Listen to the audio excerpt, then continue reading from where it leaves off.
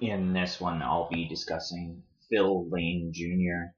and his support of bioregionalism, which really just means Metaverse SMART Cities, as well as Crystal Samiganis or Christine Cameron or whatever she calls herself, and the Ghost Warrior Society, as well as Mark Marilanen and the support for identity authentication and how this ties into the biodigital convergence.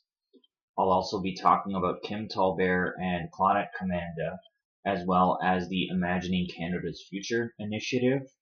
And lastly, I'll be talking about different technocrats and standardization organizations involved in the Convergence Experiment, such as Melanie Swan, Crystal Vander Elst, Suzanne Brandt, Francois Collier, Joni Brennan, and the organizations, the International Telecommunication Union and Standardization Council of Canada.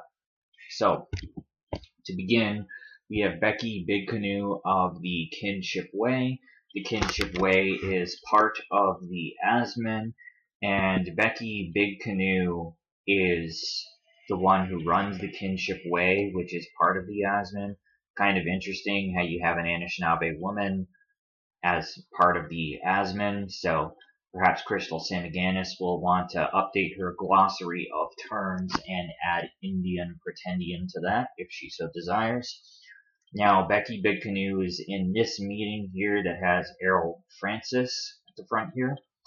And in the meeting with the ASMIN and with Marcel Bissett of Private Law Trusts, I spoke about him in the previous video. People can watch that.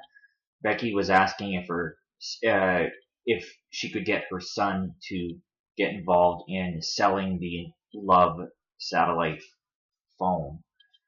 And as well, Sabina DeVita in this particular video here explains that the Kinship Way is part of the ASMIN and says in her words, "We are developing a new council and the idea is to develop our own infrastructure."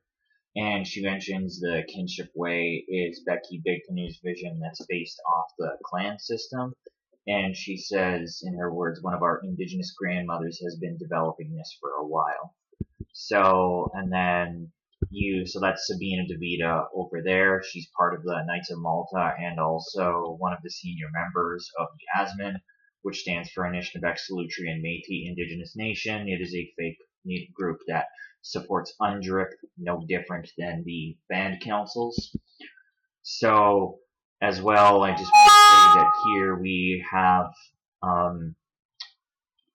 Sonia Moladecki, who is part of the Kinship Way, and I've mentioned her in a previous video as well, working with the Global Indigenous Development Trust, which Becky Big Canoe is a part of. And then also Rachel LaChance as well is part of the Kinship Way, as we can see here, to also work to the Global Indigenous Development Trust. So I'll leave links in the description so that people can get a full picture of the references that I'm making. So just to show here, Ask It for Equity is the link that is used to sign up for the ASMIN. So Becky Big Canoe is sharing that right here. So again, we're going to start here with these images. Just one sec. So I've got a lot of tabs open, so just warning me about memory. So we can see here that Becky is sharing Phil Lane Jr.'s post here, and it's entitled "The Emergence of the Bioregional Movement: Remapping Mother Earth as Bioregions, Growing Awareness of Bioregionalism. Over the past 7 years, the bioregional movement has gained significant momentum, reflecting a collective shift toward recognizing and honoring Mother Earth's natural boundaries and ecosystems, rooted in Indigenous teachings and the wisdom of natural laws. Bioregionalism emphasizes living in harmony with specific regions, ecological and cultural realities, rather than adhering to artificial borders imposed by nation states, such as political boundaries or economic zones." So when people talk about open borders, they're not talking about, communism and open borders and, letting in immigrants or something like that. What they're really talking about with open borders is the metaverse, essentially. So, and then it goes on here to mention the movement is about sustainable living, fostering a deep connection to place, community, and the intricate web of life as humanity urgently faces the critical challenges of climate change. Climate change is just a synonym for the biodigital convergence, otherwise known as transhumanism. And pretty much when someone is talking about climate change, they're talking about changing the environment to be a blurred one between what is physical and digital. And the way that this is done is actually through graphene, which we'll talk about a little later.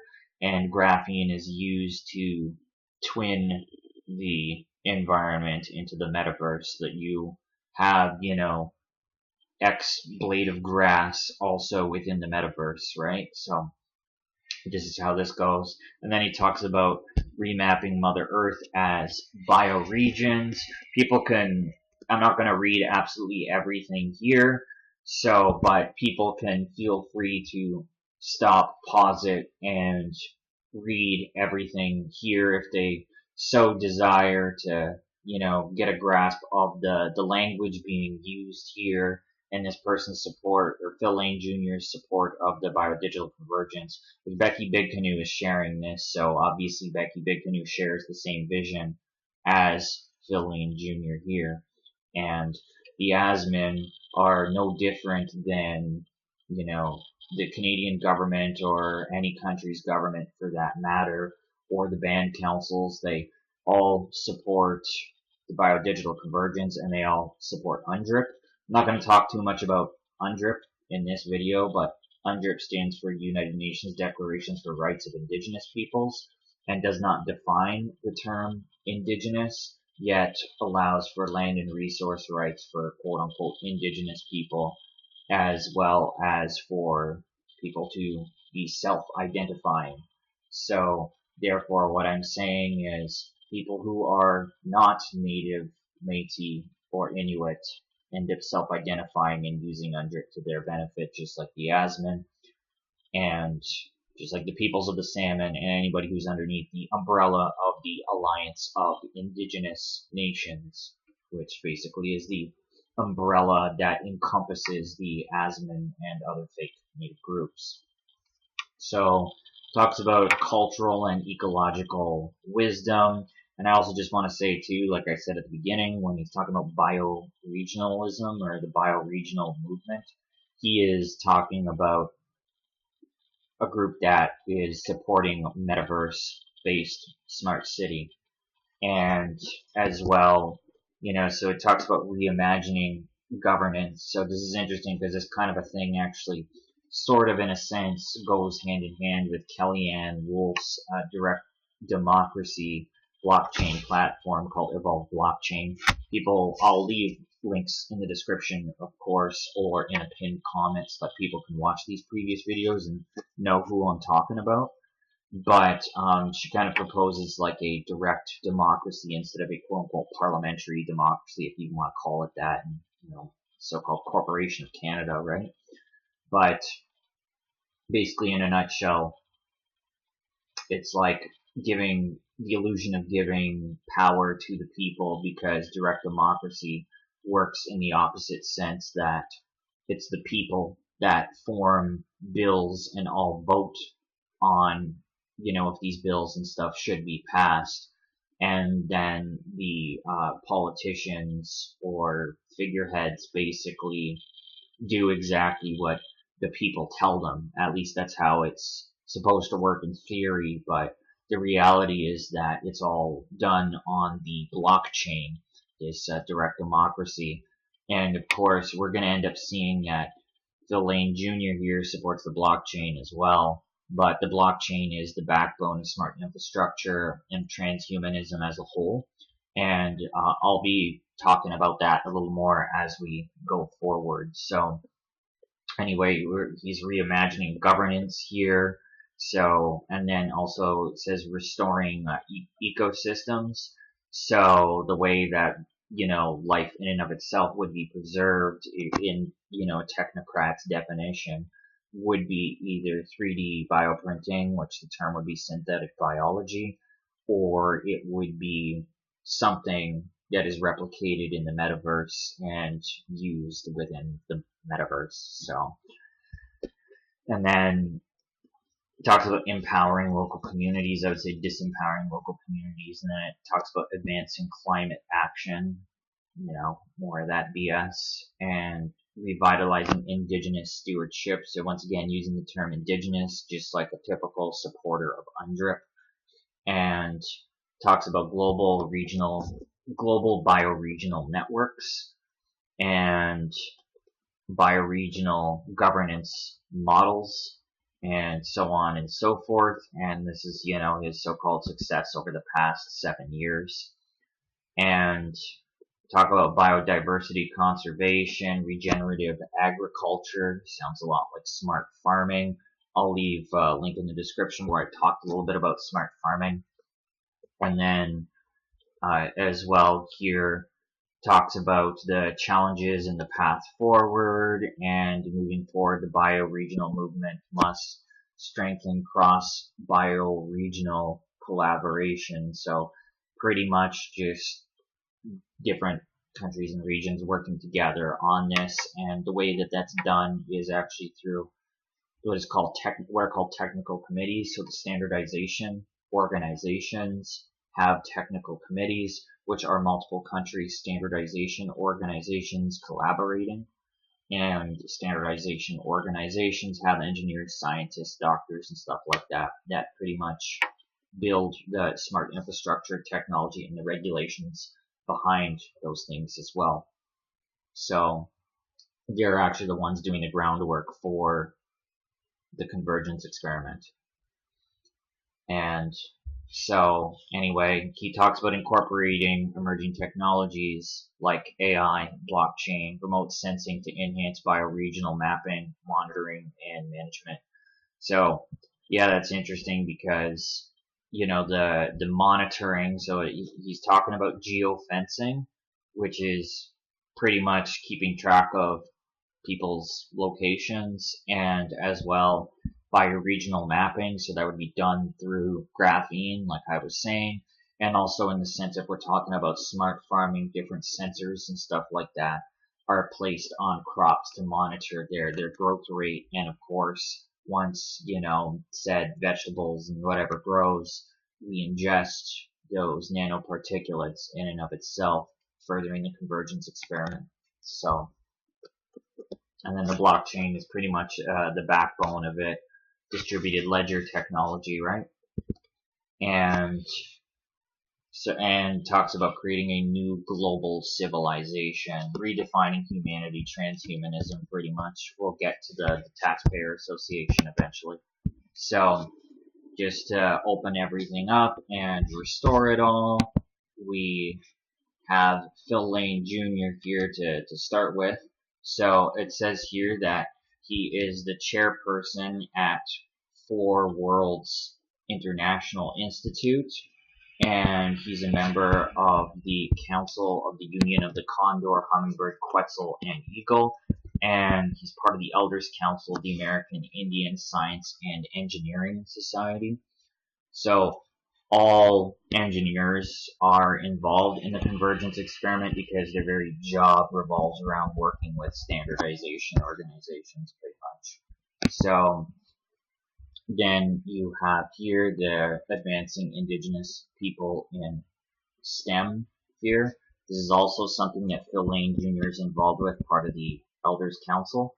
So it says here that it's a national nonprofit organization focused on substantially increasing the representation of Indigenous peoples of North America and the Pacific Islands in science, technology, engineering, and math studies and careers. STEM is. So then it goes on to mention the vision, which is, it says here, the vision of Asis is for the next 7 generations of Indigenous people to be successful, respected, influential, and contributing members of our vast and ever-changing global community. It was founded in 1977 by American Indian scientists, engineers, and educators in view of the high dropout rates and low college enrollment and graduation rates of American Indians compared with all other ethnic groups in the U.S., and the severe underrepresentation of American Indians in the science and engineering fields. Native professionals resolved to create an organization that would identify and remove the barriers to academic success for Native students. And then, of course, it goes on to mention some of the partnerships here. So, of course, you have Google, Intel, Deloitte, as well. It mentions Wells Fargo, Apple, the NSA, IBM, Microsoft, and NASA, which I like to say NASA just stands for never a straight answer. And also NASA are the ones who developed twinning technology to begin with, for anyone that's curious. So those organizations are listed here. I apologize for the momentary freezing just as things kind of load a little bit. So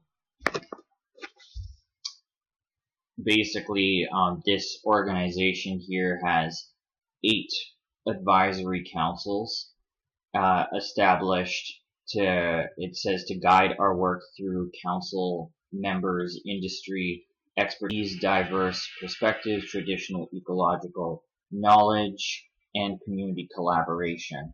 And we'll read about those 8 councils. So here's an actual visual of me talking about, NASA, Apple, Chevron, Google, etc. So Wells Fargo and those partners. So now just to kind of catch up here, let's go on with the Council of Elders, excuse me. And then this is Phil Lane Jr., who had that thing about bioregionalism. So the Asis Council of Elders share their wisdom and guidance with Asis students and with the organization as a whole. The Asis Council of Elders represents an integral part of the Asis philosophy of passing on knowledge to the next generation. And these are all of the elders as well, and the Council of Elder Emeritus. You have this Southern Cheyenne woman over here, and so on and so forth. So, to continue, these are the advisory councils. There's 8 of them, as I said. So you have the Council of Elders, which Phil Lane Jr. sits on. You have the Corporate Advisory Council that provides industry advice and counsel. And then you have the Government Relations Council that work with federal government agencies. The Canadian Indigenous Advisory Council basically has to do with its Canadian Native, Métis, or Inuit members. Sorry, I refuse to use the term Indigenous personally, unless of course I'm reading, or discussing UNDRIP or some sort of corporate shenanigans. And then you got the Tribal Nations Advisory Council here as well. And then you have the Creating Equity and Diversity and Advancing Our Relatives. And then you have the Academic Advisory Council as well as the Professional Chapters Council. So people can take a look at all of the members of this organization if they so desire. So now to move forward and talk a little bit about the blockchain. So it says here basically that it says, just let me find my spot.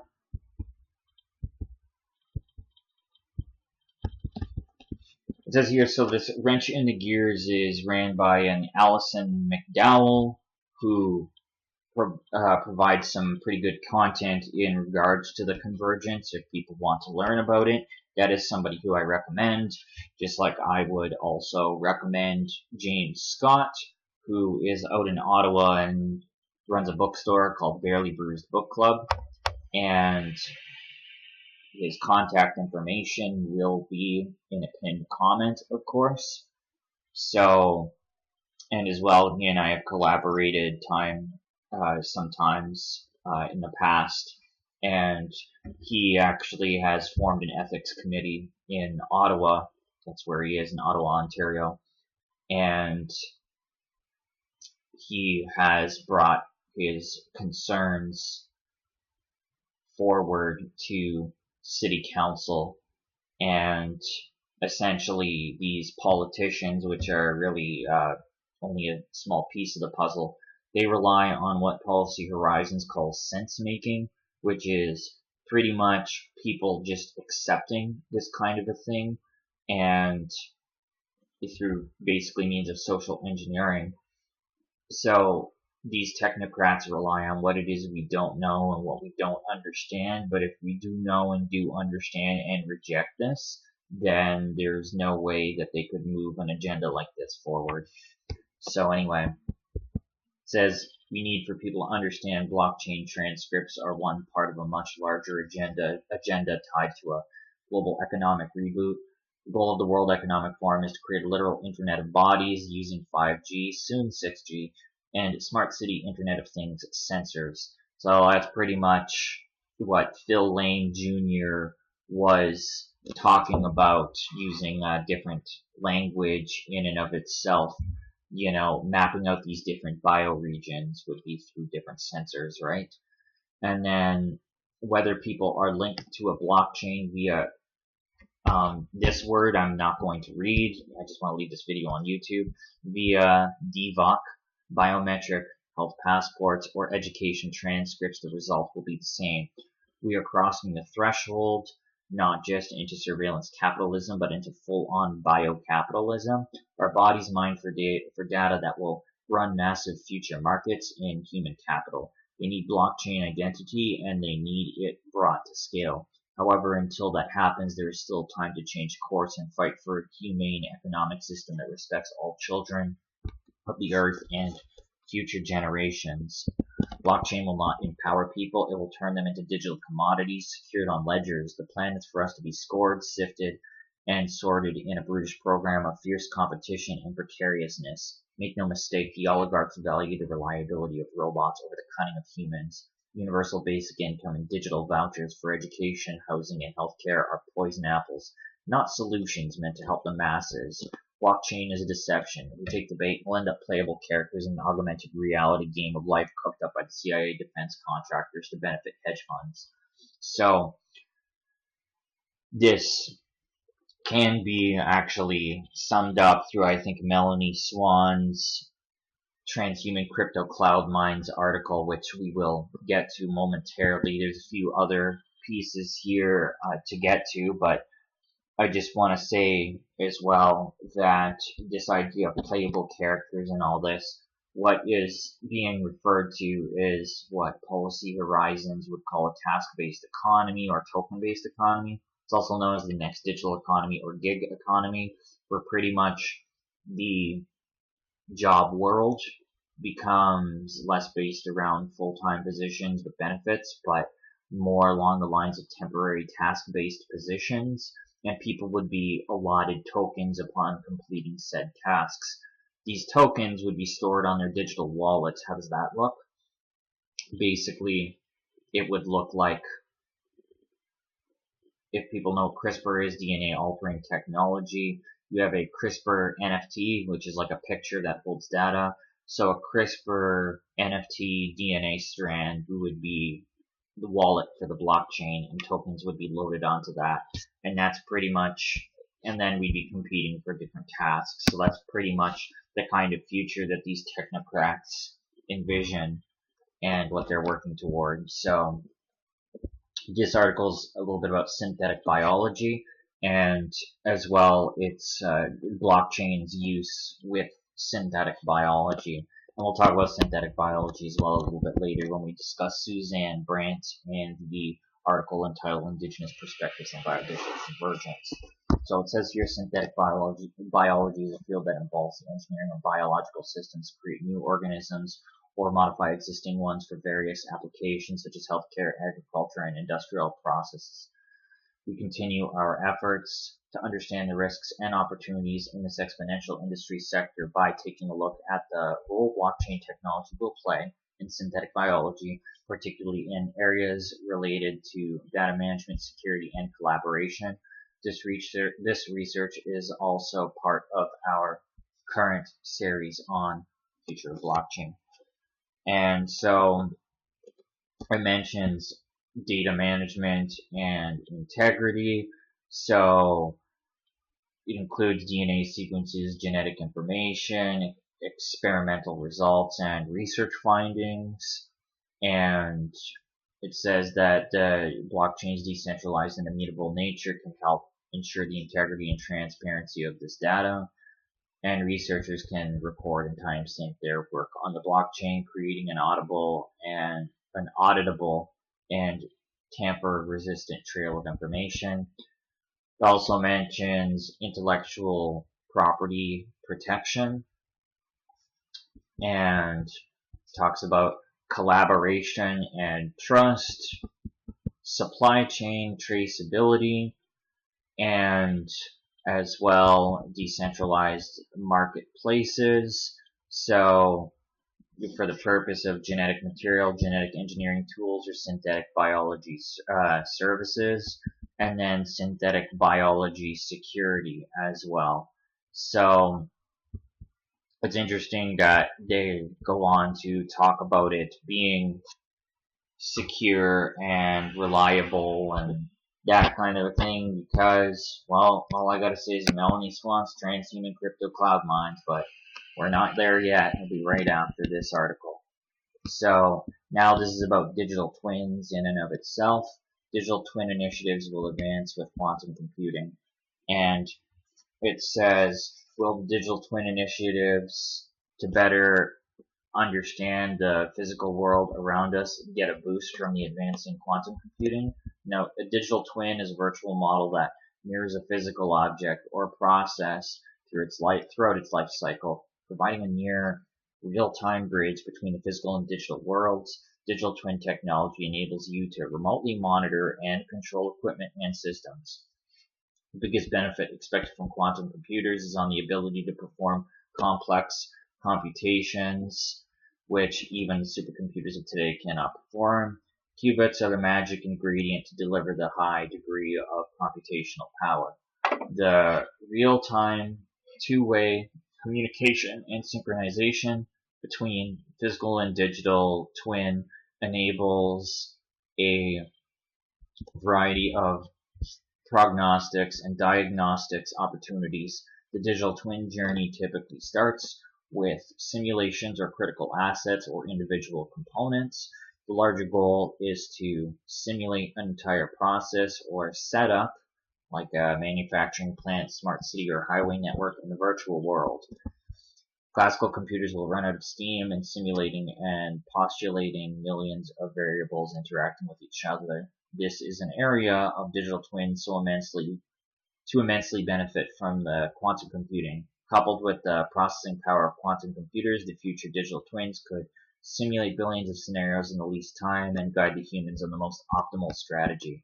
Right, so this article is obviously praising the idea of the digital twin, but really it plays into, I guess, in the case of, as you mentioned, medicine there, like biobanking pretty much, where you map out like the organs and stuff like that of human beings through the Internet of Bodies and try to create personal, quote unquote, personalized medicine. And this is exactly what Project Stargate is about, which is what Donald Trump is working on in the States with Larry Ellison and some Bitcoin guy, some blockchain guy that my mind draws a blank on his name.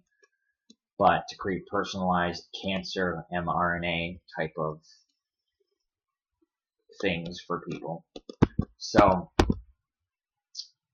this article, people can download the paper, open up the PDF if they want, but I just want to take one small part of this transhuman crypto cloud mines thing. It basically, as they were talking about, privacy and stuff like that with the blockchain, it's really just an illusion, because ultimately the node, which is the device used to access the blockchain, is no different from human beings to machines. So that's pretty much the general outlook here of Melanie Swan, and not only her, but this is the way the blockchain actually functions. And so pretty much like transhuman crypto cloud mines is pretty well like creating a it's pretty much like creating a brain-computer interface. That's the term I'm looking for. So then you have this particular article here as well. So this article is going to talk about graphene is what I'm going to be primarily looking at. I just want to say as well that Melanie Swan, who wrote that article, Transhuman Crypto Cloud Mines, is also a member of the IEEE, which is one of the many standardization organizations, along with the ISO, IEC, and also the National Research Council of Canada considers the blockchain and cryptography systems to be sensitive technology research areas. As well, crypto was developed by the NSA, so people like Edward Snowden, who literally tell you to fight central bank digital currencies using cryptocurrency, are pretty much just being shills, controlled opposition, and pulling you in the direction of transhumanism while thinking you're fighting transhumanism. What a joke. So, graphene is a material made of pure carbon arranged in a single transparent sheet that's only 1 atom thick. It is extremely strong, very lightweight. In fact, it is 100 times stronger than steel. It's also great at conducting heat and electricity. Although it's black like graphite, it's nearly transparent because of how thin it is. And it says that recently scientists discovered that graphene has a new property called ferroelectricity, which could make information processing even faster. And with its mechanical, electrical, and thermal properties, it holds a vast range of applications, and it's used in various industries. So you see that electronics has the potential to revolutionize the electronics industry due to its superior electrical conductivity and flexibility. It can be used to create high-speed transistors, flexible touchscreens, and ultra-fast computer chips. So you have the touchscreens on people's smartphones, you created through graphene. And then it talks about the batteries have been developed to charge faster and last longer than traditional batteries. And then uses Samsung as an example, which uses nanotechnology and electronic devices to create more efficient and powerful microprocessors and memory devices. And it's developed a 10 nanometer FinFET technology, and for faster and more efficient energy efficient processing. And then also apparently in medicine, if you want to call it that, and shows potential in various medical applications due to its biocompatibility and unique properties, used to create biosensors. So there you go, just very much like talking about mapping out bioregions. This also too can apply to Phil Lane Jr. here. And it's used to detect diseases or drug delivery systems that target specific cells. So yeah, that would be probably involved with the idea of a digital twin right there, because the digital twin would map out whatever the said problem is, and then the graphene would be used to actually target. And I mean, the graphene could also be used to map things out as well, because, you know, all of us have ingested graphene at some point or another, whether it be through the air or through, you know, yeast in the bread that we eat or something like that. So, and it also talks about it's used to create artificial joints that are more durable and strong. And then it talks about Novartis is using this nanotechnology for new drug delivery systems. And then also in aerospace as well. Talks about strong and lightweight composites that can be used to make planes and spacecraft more fuel efficient. And graphene-based sensors can be used to detect changes in temperature, pressure, and other conditions in spacecraft. Also used in smart farming to detect the rate at which a crop grows. And then, of course, we ingest that. So, and then NASA developed a nanomaterial called aerogel, which is 95% air and lightest solid material in the world. Fun fact. So now just to move forward, it pretty much says that sorry, just losing my spot once again.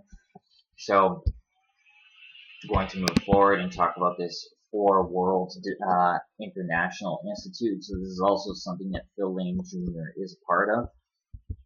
So it says it's a family of people and organizations bound together by a set of common principles based on the traditional teachings of North American tribal peoples, brought together with the best that Western medicine and technology has to offer in a nonprofit organization. And for more than 18 years, Four Worlds has been learning how to support individuals, families, organizations, communities, and nations in building a healthy and sustainable future for the human family. Keyword sustainable, like sustainable development, and standardization organizations as well use the sustainable development goals as a way of mapping out their regulations, or rather, pretty much mapping out their mandates to complete their goals. So, Four Worlds International Institute for Human and Community Development was born out of the intense deliberations and prayers of a gathering of Native elders and community leaders that was held on the Blood Indian Reservation on the high plains of Alberta in the last week of December 1982. I believe that the Blood Indian Reservation is a Blackfoot reservation, but people can correct me if they so desire.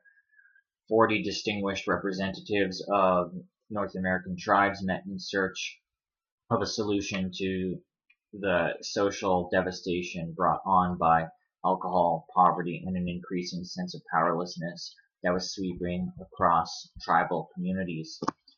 And then it says that in 1995, a bold new initiative was undertaken by Phil Lane Jr., International Coordinator for Worlds International Institute, to create a profitable business initiative to fund humanitarian work of the Four Worlds International Institute for human and community development and other related initiatives. It is involved in promoting healthy living through herbal products, environmental solutions and technologies, and international trade agreements. The community-based sustainable economic enterprise is called Four Directions International. Okay, so this is the Four Worlds International Institute website here, and it talks about the Four Worlds Global Impact Fund. It says that it is the energetic channel to raise the resources to design, develop, and implement the foundation initiatives that empower the global emergence of indigenous peoples and the dawning of a new global civilization founded on the principle of oneness of our human family and all life. Sounds like a principle of hive mind and new global civilization equals transhuman society, or Convergence Experiment. And through unprecedented action, state-of-the-art technology and tools, it aims to be the supporting catalyst in the fulfillment of the UN Sustainable Development Goals and the establishment of peace on Earth by 2030, right? So, and then it mentions that as part of the Sustainable Development Goal Impact Fund Incorporated. So, we're going to be taking a look at that in due time. So, Global Impact Fund here. It says that designing the technological, physical, and digital infrastructure that allows for a peaceful global transformation to emerge. Our urgent and complex global challenges that we face today will not be resolved from within the same systems that created them. Therefore, a fundamental transformation that relies on how we organize ourselves as a species is necessary.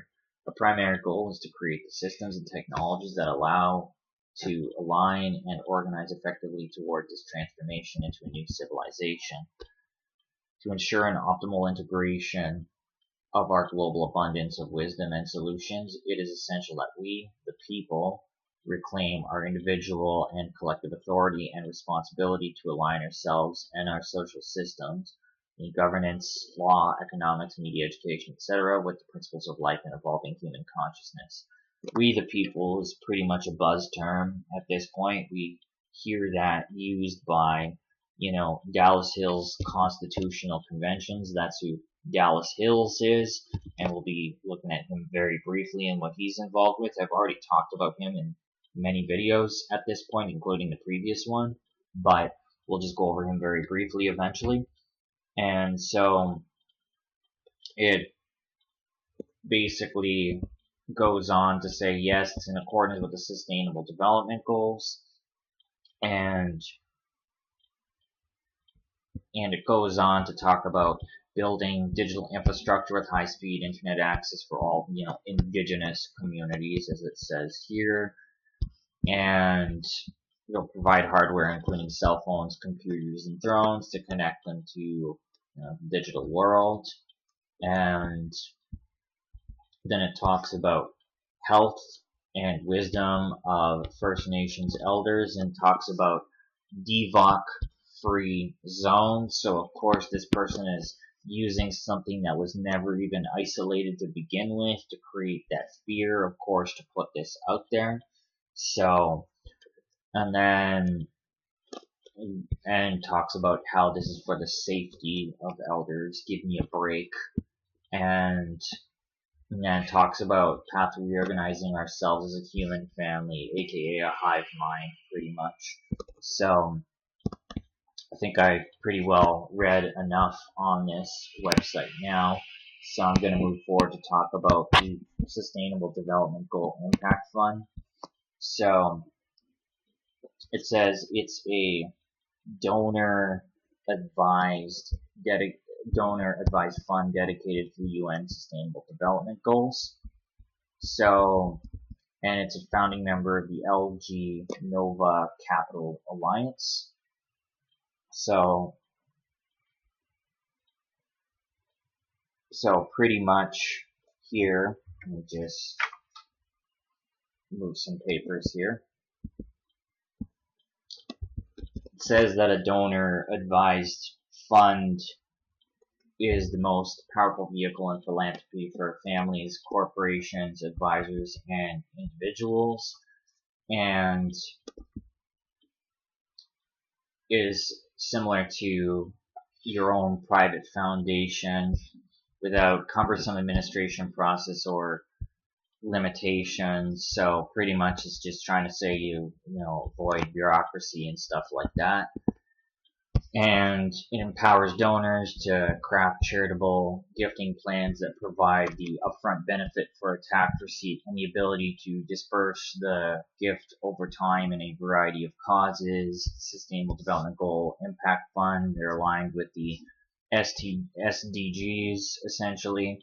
So pretty much the Sustainable Development Goals are pretty much mandates to, there's 17 mandates to pretty much bring about the biodigital convergence in and of itself, and anything with the United Nations attached to it is definitely not for the benefit of humanity, as the United Nations pretty much just emerged after World War II, just like the League of Nations emerged after World War I to be a supposed peace organization, yet it has done nothing but wreak havoc and cause destruction, demise, etc.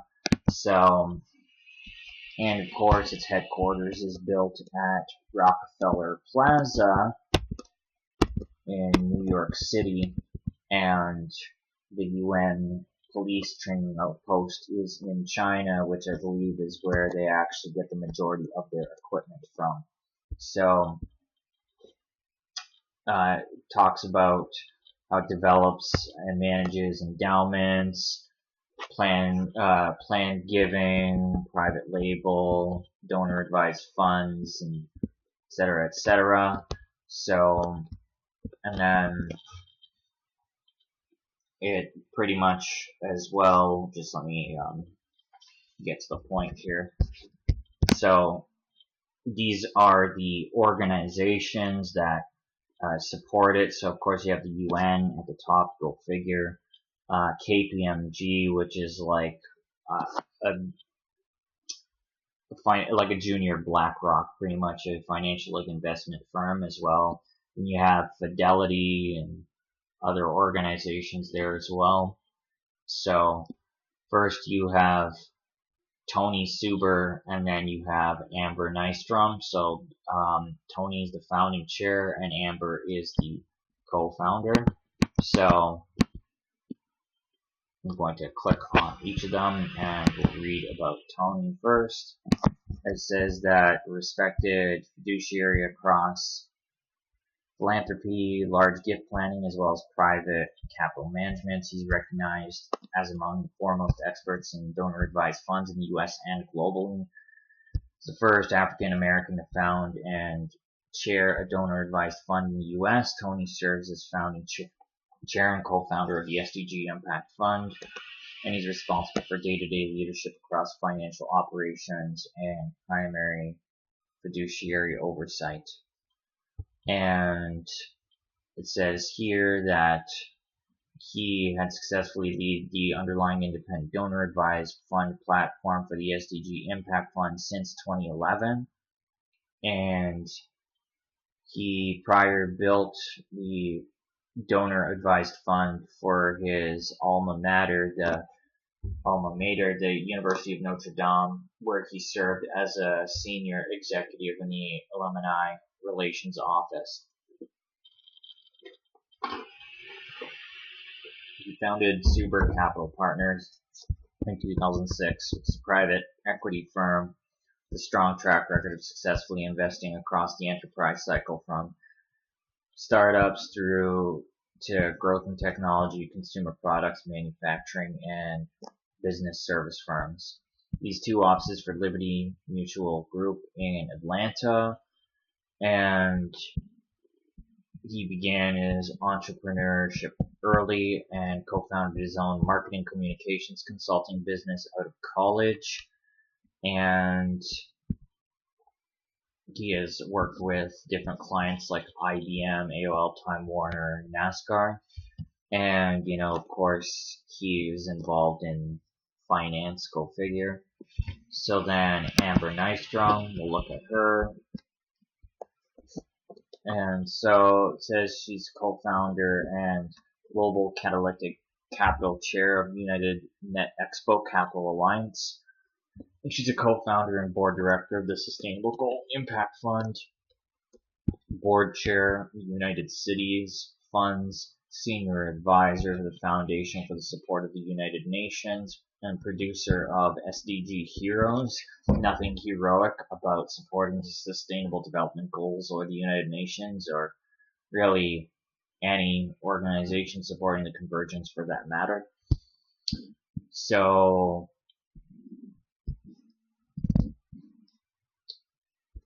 she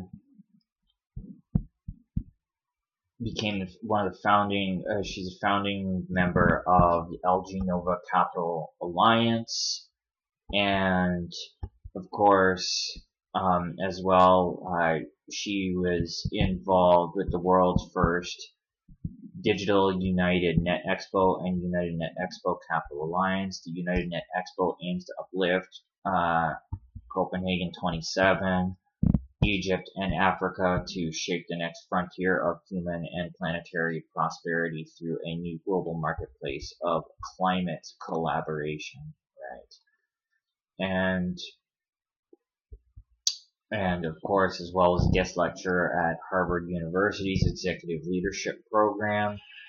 And she's a dedicated mindful practitioner and is co-producing with her partner, the Swiss SDG photographer Ralph Rudeman, which is part of the series of SDG Heroes and NFTs celebrating the power of photography and art and the feminine to transform how we see ourselves in our world. Right? Yeah, there is no art involved with NFTs, that's for sure, non-fungible tokens, which this is pretty much the basis for what I was saying, how they would create, digital wallet on the blockchain, is use your CRISPR DNA strand and turn that into an NFT pretty much, and it becomes an NFT is like a picture that holds data. So therefore the picture or digital wallet of your CRISPR DNA strand would be where tokens are loaded. So people are sick, as a matter of fact. So now to move forward just a little bit here. So We're going to look at pages 1 to 6. So this is the union of the condor, hummingbird, quetzal, and eagle. March 21st, 2023 was the foundation covenant to the election of the first council of the union of condor, hummingbird, quetzal, and eagle in Mexico. And then the first council meeting on July 9th. And then it says 52 years after the fulfillment of the prophecy of the reunion of the condor and eagle in Bolivia after solstice ceremonies on March 21st, 2023 in Mexico. First council union of condor, hummingbird, and quetzal was unanimously elected using a spiritually based, nonpartisan, non-political electoral process. And the electoral process is included in this covenant. The gathering and election of the first council of the union was supported by indigenous, spiritual, and community leaders from colonial nation states where there are living more than 60 million indigenous peoples. Some were able to physically attend, but many could not because of the lack of funding.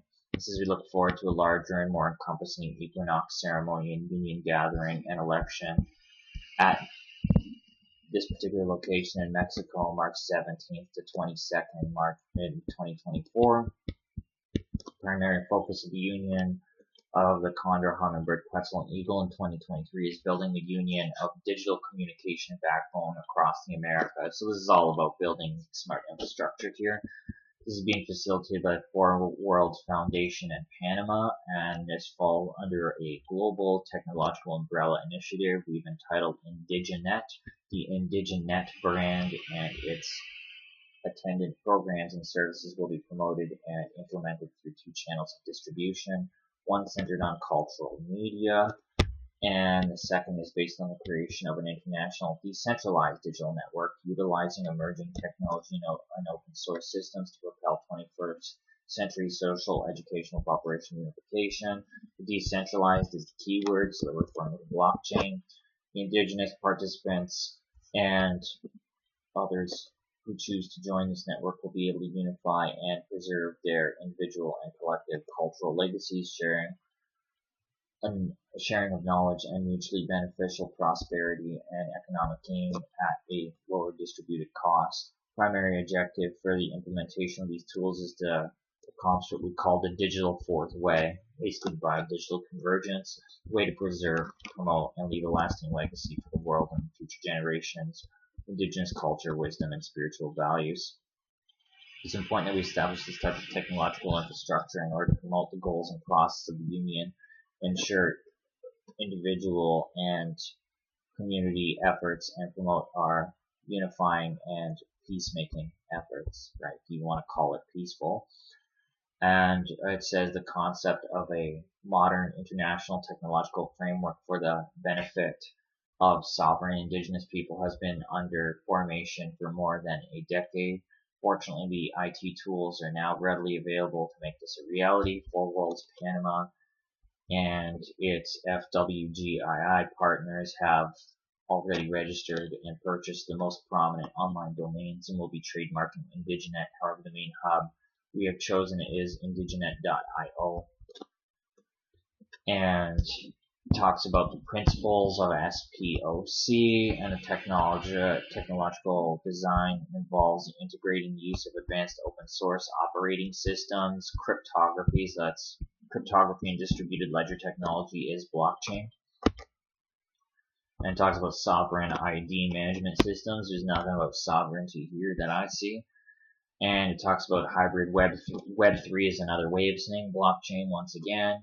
Stack of microservices and downloadable apps, decentralized apps, and talks about indigenous nodes. So going back to the transhuman crypto cloud mines, nodes are the device used to access the blockchain. So whether that is human beings or computers, phones, machines of any sort, makes no difference.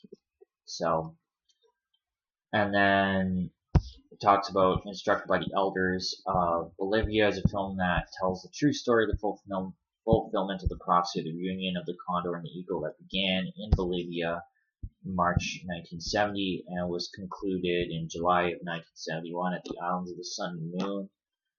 And this prophecy was then spread from south to north, and for the past 52 years, the foundation documents of the Union have been developed by the Four Worlds International Institute. This includes guiding principles, principles of consultation, taking circle guidelines, a non-political, non-partisan electoral process, the remapping of Americas into bioregions, and the international treaty to protect and restore Mother Earth, the comprehensive global approach to stop runaway climate change, a draft of the new global economic system on a new emerging blockchain, holochain, and cryptocurrency, and cutting-edge functional new systems-based holistic health models that integrate newly emerging Western and Indigenous scientific and spiritual understanding have been developed and integrated by Indigenous peoples across the Americas. Right. So we're going to talk about what they call holistic health models a little bit later, because what people call holistic medicine versus, I guess, allopathic medicine is really actually not much different when you factor in the nanomaterials and aspects of the convergence involved in both of those things. And then they say it's time to move to the positive. Sounds very new age, as shared in the 16 principles for building a sustainable, harmonious, prosperous world. Solving the critical problems in our lives and communities best approached by visualizing and moving into the positive alternative we wish to create by building on our strength rather than giving away our energy to fight the negative. Move to the positive. Okay, so the new age, as I use that term, is pretty much comes through someone named Alice Bailey, and Alice Bailey was married to Foster Bailey, a Freemason, and they started what is called the Lucis Trust, which is formerly known as the Lucifer Trust. It's part of the United Nations, and as well, basically, in a nutshell, these things come from the ideas of Alice Bailey come from Helena Blavatsky, who started something called the Theosophical Society, and pretty much that is like the teacher, or not the teacher, but the main mentor for Alice Bailey, or rather what inspired her in her works. And with the New Age, we have a lot of people suggesting, you can see this, the stereotype image is somebody with crystals and sage, but the idea behind it is that it really just pacifies people from thinking about something that happens to be negative or evil or sinister, and pretty much pacifies, lulls and dulls them, more or less. So these are bioregional watershed boundary, these different maps here, as showing different aspects, and people can look at the document if they want. But the bioregional watershed community uses the term "we the people." Oh, just like constitutional conventions does, of course. So, and we see this used a lot by, the whole aspect of what people call, I don't like the term sovereign citizen, because it's all just social engineering, because, even operatives tell the truth to some extent, with, degrees of fiction attached, but that category, sovereign citizen, is pretty much just like the intelligence community and think tanks just making up a bracket term for people that can see through aspects of the system and talk about things like the SSHRC trust, which is where, your driver's license and stuff like that, your birth certificate, all these things are attached to it, because when your name is written all in capital letters, capitalized means monetized, and the signature is also another way of monetizing something as well, where money is chipped away from that SSHRC trust or CQB trust. And so the idea that is tried to portray by different think tanks and intelligence community is that, the term sovereign citizen is out there specifically so that people are labeled a certain way for looking at aspects of the system as not really truly having jurisdiction over people, and that being, make believe. And so the idea portrayed by the intelligence community is that these people think that they're, above the law and want to harm people, right? Whereas the legal system, if you want to call it that, was never built for us to begin with, and uses coercion and fraud and extortion to pretty much, enslave the people, right? So these are some of the related global institutions and movements. So it talks about the fourth way, deep social networks in the fourth way, and people can read, what's right in front of them. And then the Unity Pact as well, equitable culture in the fourth way, and it gives thanks to the late Tony Lane and her many collaborators and co-visionaries. It mentions a Dr. Greg Jackson, and of course Hereditary Chief Phil Lane Jr. I'm not exactly sure what reservation he's from, but we'll find out eventually. And so this Chief Dwayne Perry is pretty much praising all of the above people here mentioned. So now to go into the future imaginary lectures. Actually, first, before I even start talking about Kim Tallbear, who I mentioned in my previous video, we'll go to Dallas Hills of Constitutional Conventions. He promotes something called the Taxpayers Association, along with someone named William Denby or Phil Denby, who's a fake chief that is part of the ASMIN. So Dallas says we started a thing called Taxpayers Association, and it's really basically part of a network that you will see presented in different photos. Oh, sorry, I went a little further. So this is Constitutional Conventions, one of the logos for it, and then you have right here the Kawartha Lakes Taxpayers Association, Taxpayers Association here, Kawartha Freedom Group, and then what the symbol of me over there is blocking is Kawartha First Nation. So it's of course a fictional reservation, it's not real, and this not real reservation, if you will, was ran by this William Denby, and he is connected to Kellyanne Wolf as well, who's another ASMIN member.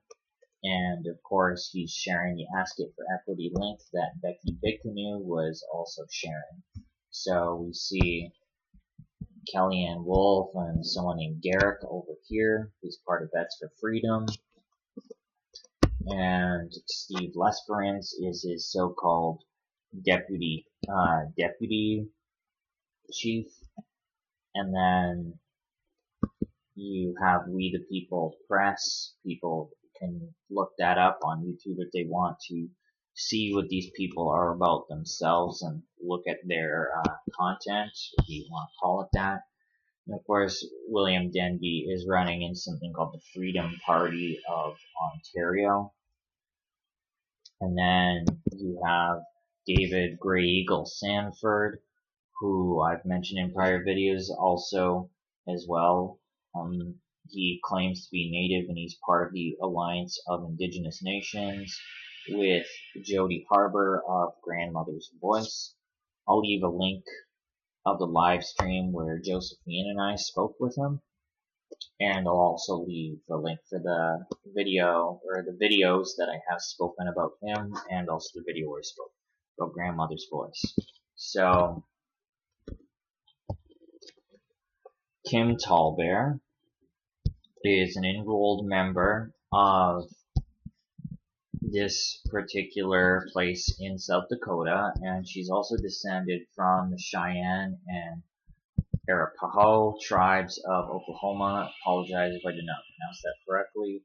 She was originally trained to become a community and environmental planner at University of Massachusetts, Boston, and the Massachusetts Institute of Technology. Department of Urban Studies and Planning. She completed in 2005 a PhD at the University of California, Santa Cruz in History of Consciousness.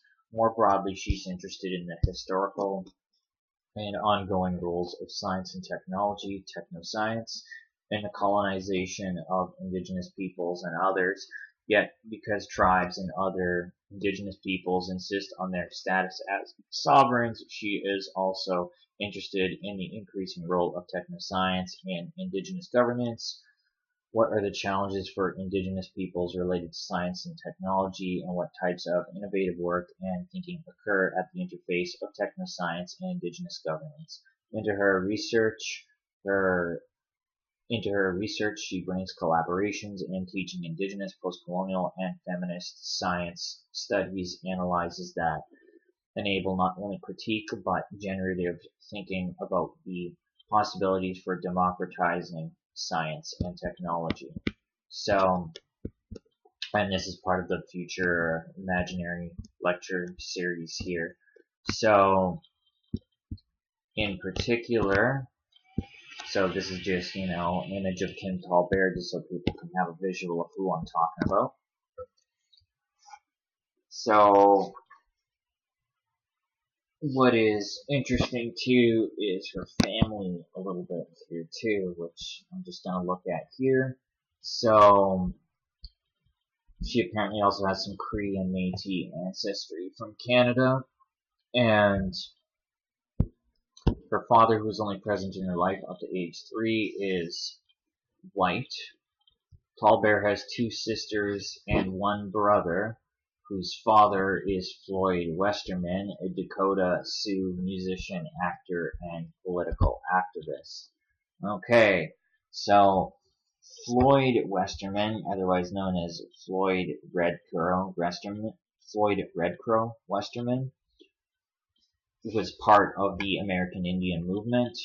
He's passed away. He's an original member of AIM, and he endorsed TMATCA, which stands for the Inspirational Matrix of Timeless Cultural Achievements, which is in support of the Metaverse. And he also supported the International Indian Treaty Council, which was founded in 1974 at Standing Rock Reservation in South Dakota. And in 1977, it became recognized as an NGO with consultative status to the United Nations Economic and Social Council, and are in full support of UNDRIP. So, there you have it.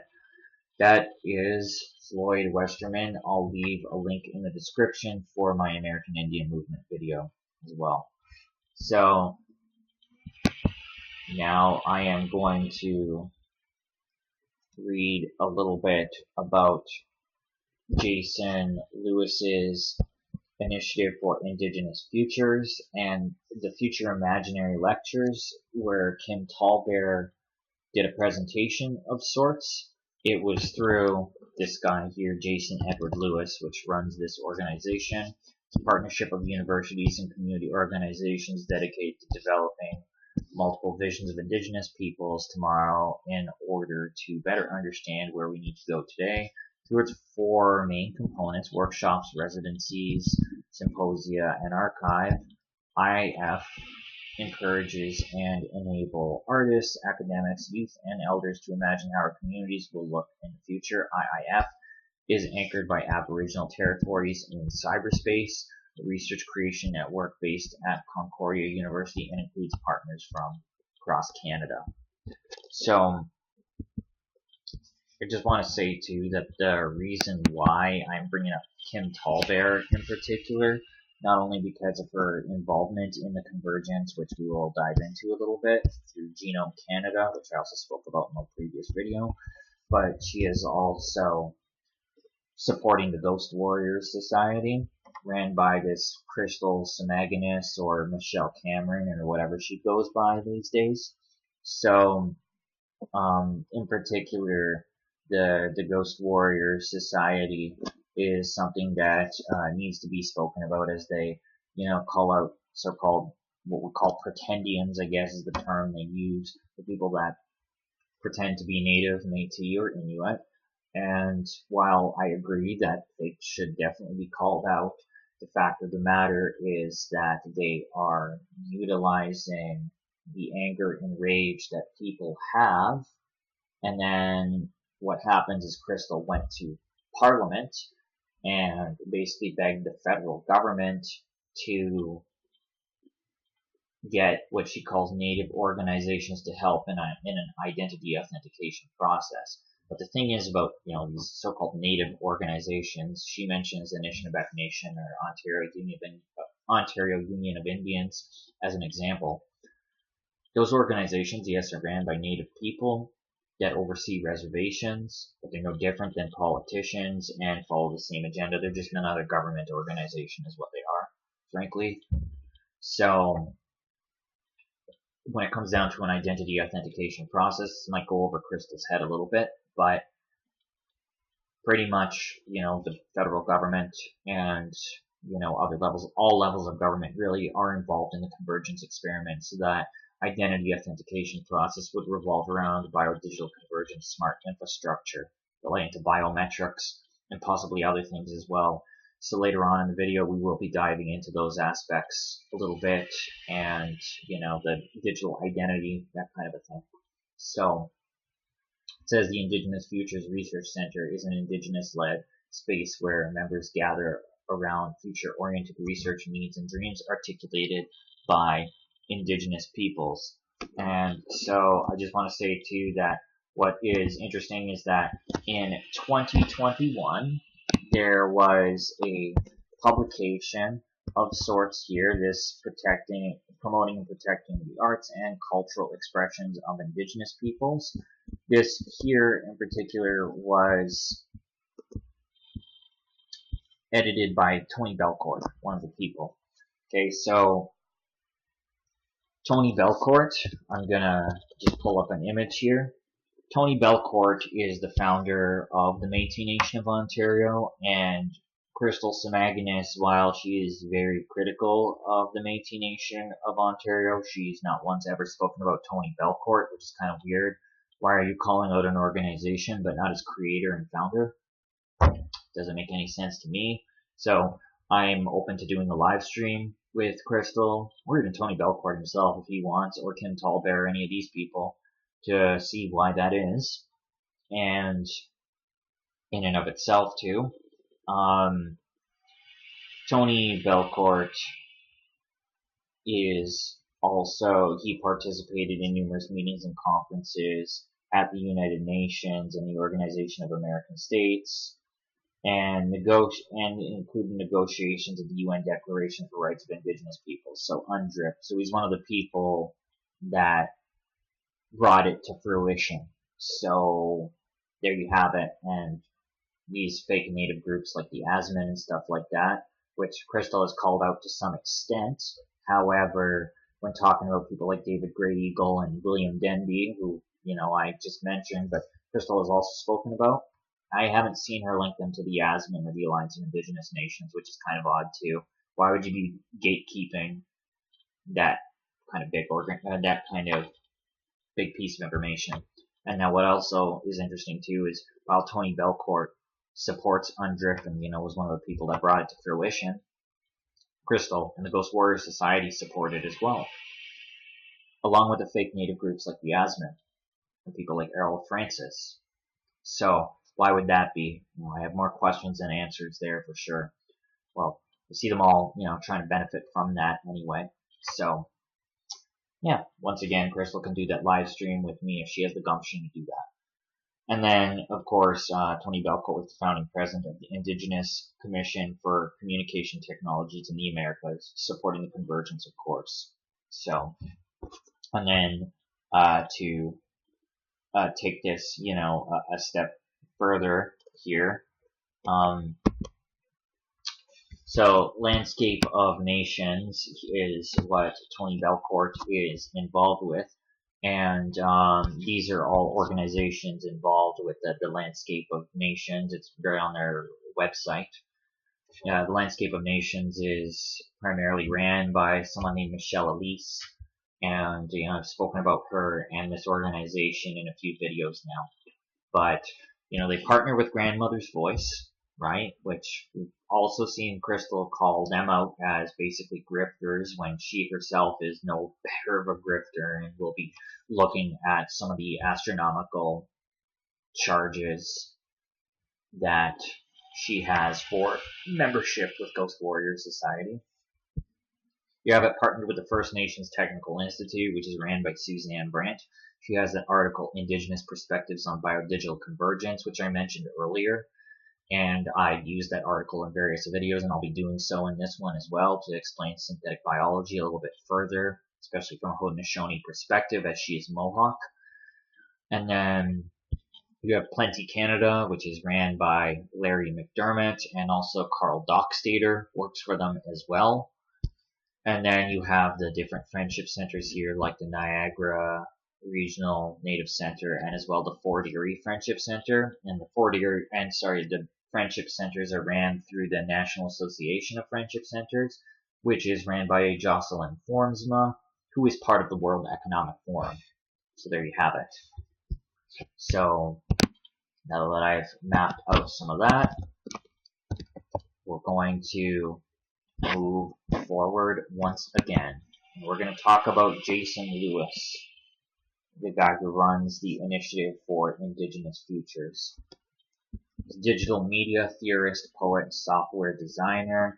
He founded OBX Laboratories for Experimental Media, where he conducts research and creation projects, exploring computation as a creative and cultural material.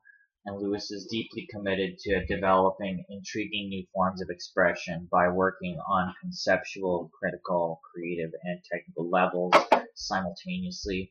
He's the University Research Chair in Computational Media and the Indigenous Future Imaginary, as well Professor of Computation Arts at Concordia University. He's Hawaiian and Samoan and was born in Northern California, but presently lives in Montreal.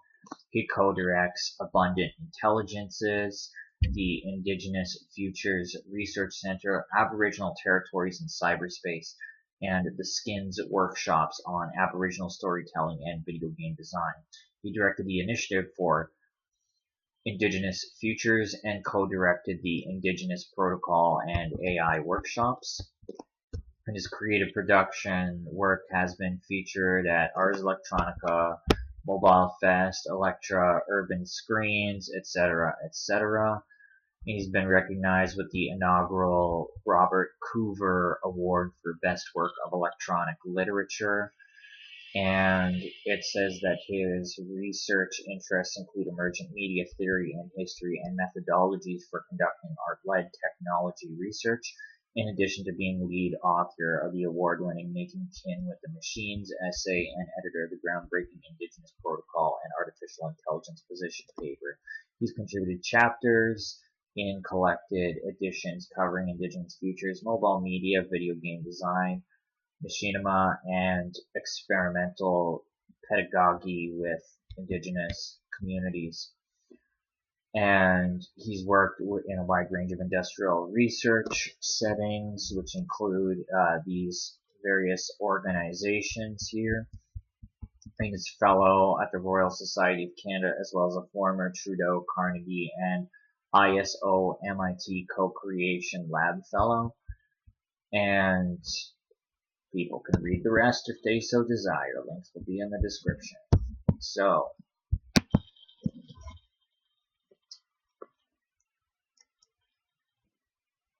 now we have a grant here from the Genomics Symposium here. We have a grant given to the, let's see here, 6-year funding program, $2,500,000, critical approaches to Indigenous relationality, and Kim Tallbear is a part of this at the University of Alberta.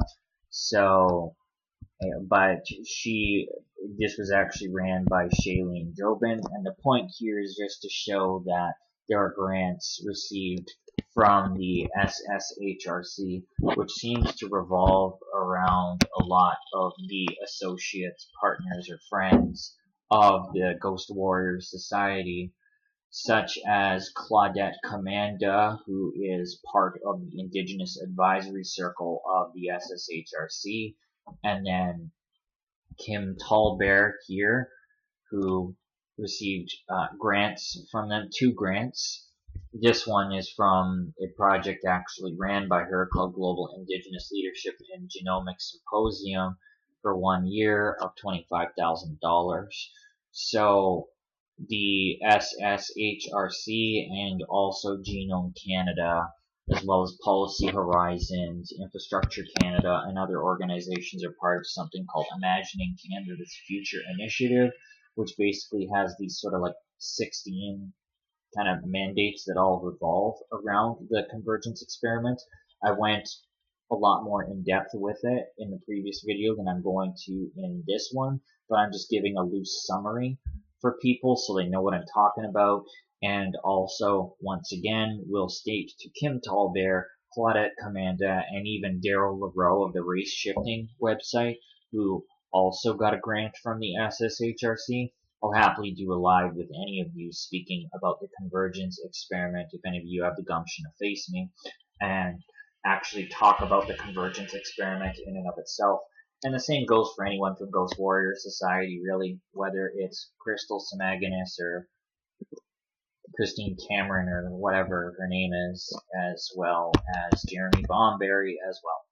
So we have the Global Indigenous Leadership in Genomics Symposium here, and it says that society in the early 21st century has been shaped by new knowledge of genomics, also known as the science of DNA, yet Indigenous peoples remain underrepresented in research and leadership roles in genome and other science, technology, math, and engineering fields. And to address the problem of low recruitment, support, and matriculation of Indigenous science students, researchers across Canada and the US have been working with leaders in scientific and Indigenous peoples communities to create the summer internship for Indigenous peoples in genomics, or SING. So SING Canada is a week-long residential program that invites Indigenous participants to engage in hands-on classroom, lab, and field training in genomic sciences and Indigenous knowledge. The curriculum includes an introduction to advances in Indigenous approaches to genomics and its ethical, environmental, economic, legal, and social implications. We're equally interested in analyzing the political context and power relations shaping relationships between Indigenous peoples and genome science. SING Canada will host the Global Indigenous Leadership in Genomics Symposium, gathering that will bring the wider SING consortium together with local, national, and international leaders of Indigenous-led genomics. Symposiums focus on Indigenous leadership, crucially refrains Indigenous peoples as having the knowledge and expertise to govern the genome sciences and technologies affecting them. We go well beyond an inclusionary model toward the colonial model of genomics, and it mentions that it will include a feast, alumni activities, public plenary session, etc., etc. So,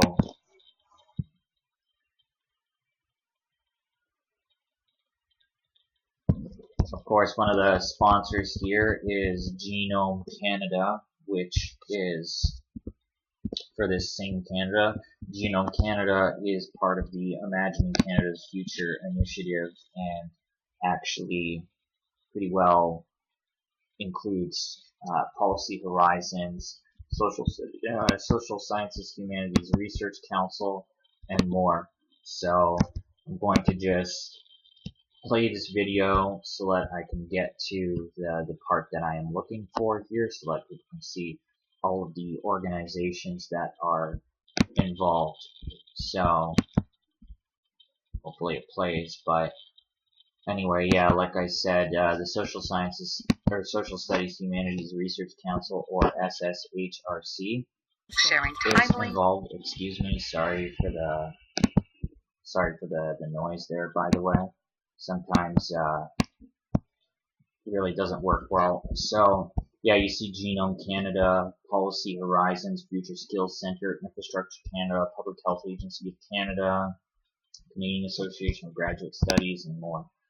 So it says more than ever, society is looking to the social sciences and humanities to help understand and mitigate global challenges in the face of change.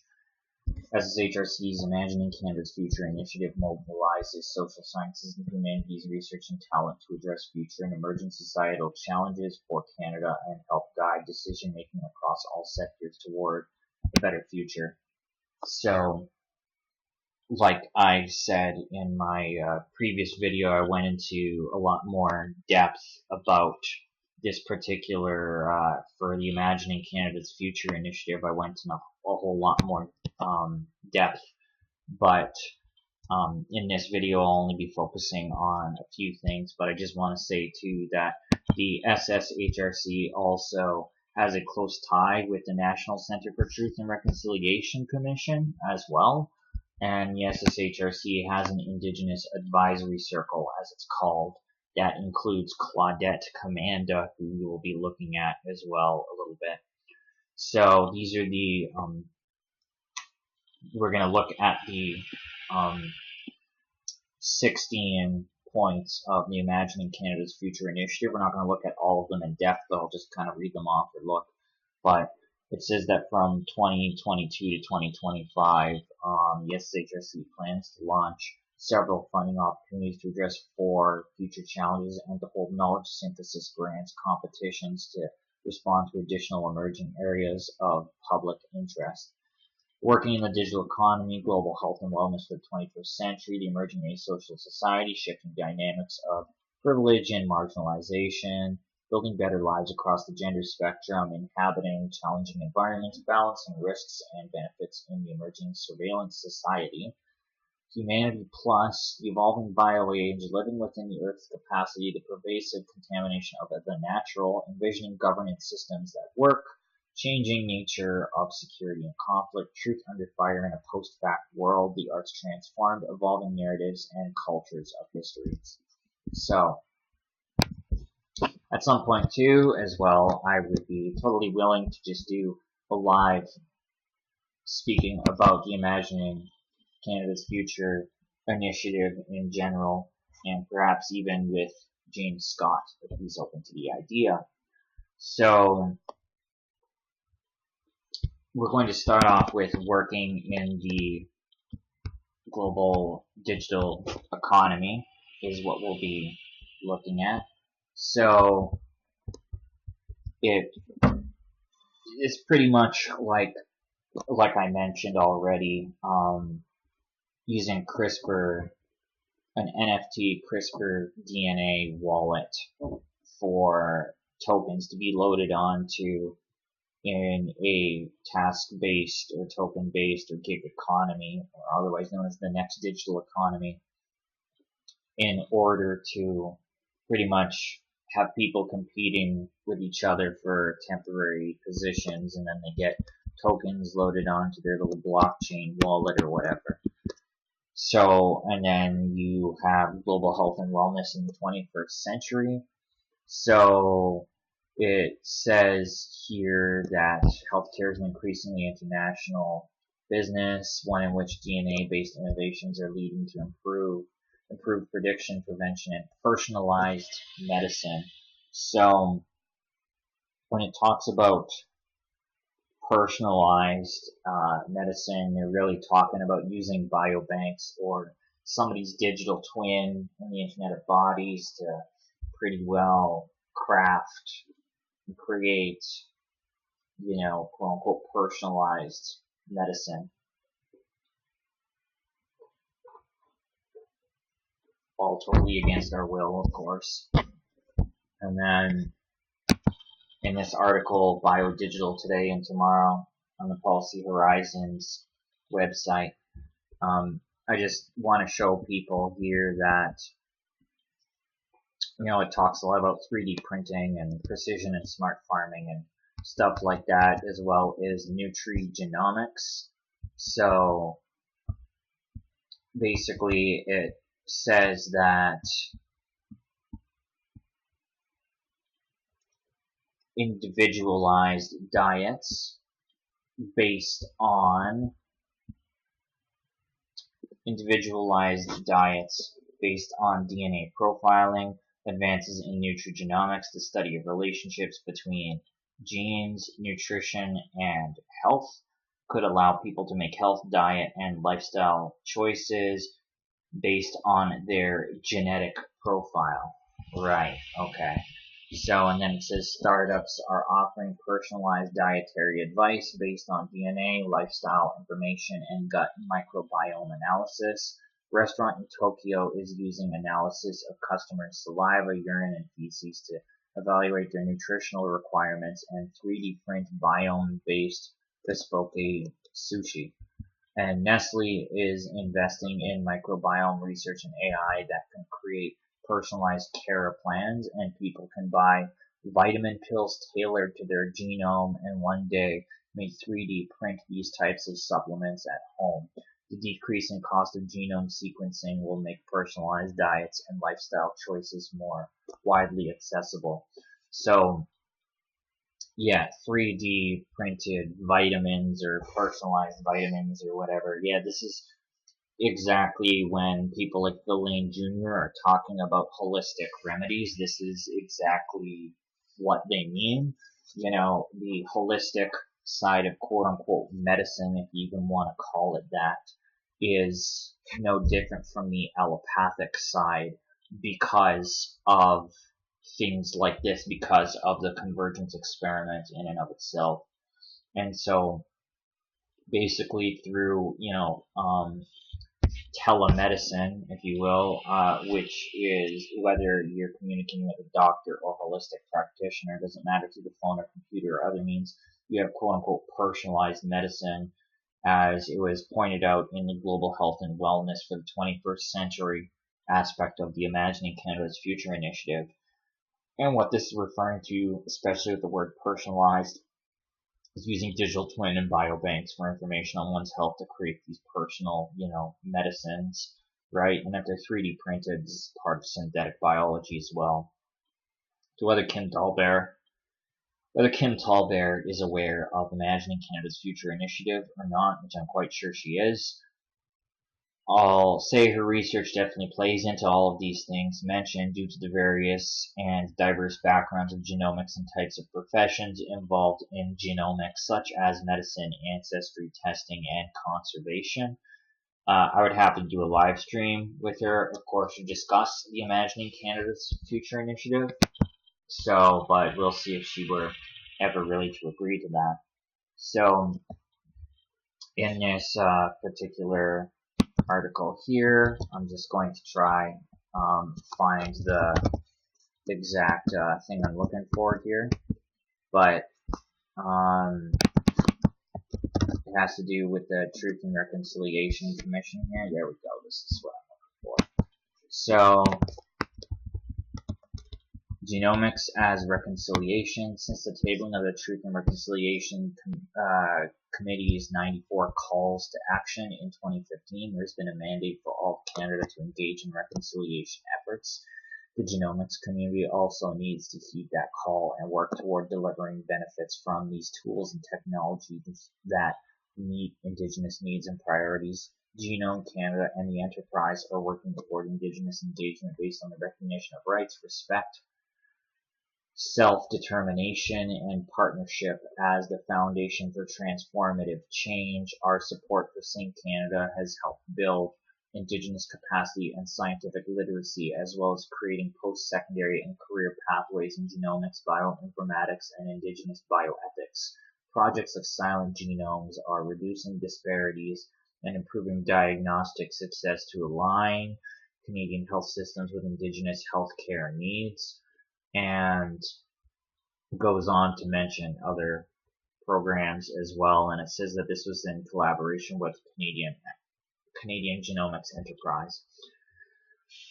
So, Truth and Reconciliation Commission 94 calls to action. I addressed these calls to action a little bit in my prior video, and part of these calls to action revolves around implementing UNDRIP So, and then the keyword as well is when it mentions self-determination here, because, you know, the word indigenous is not defined in UNDRIP.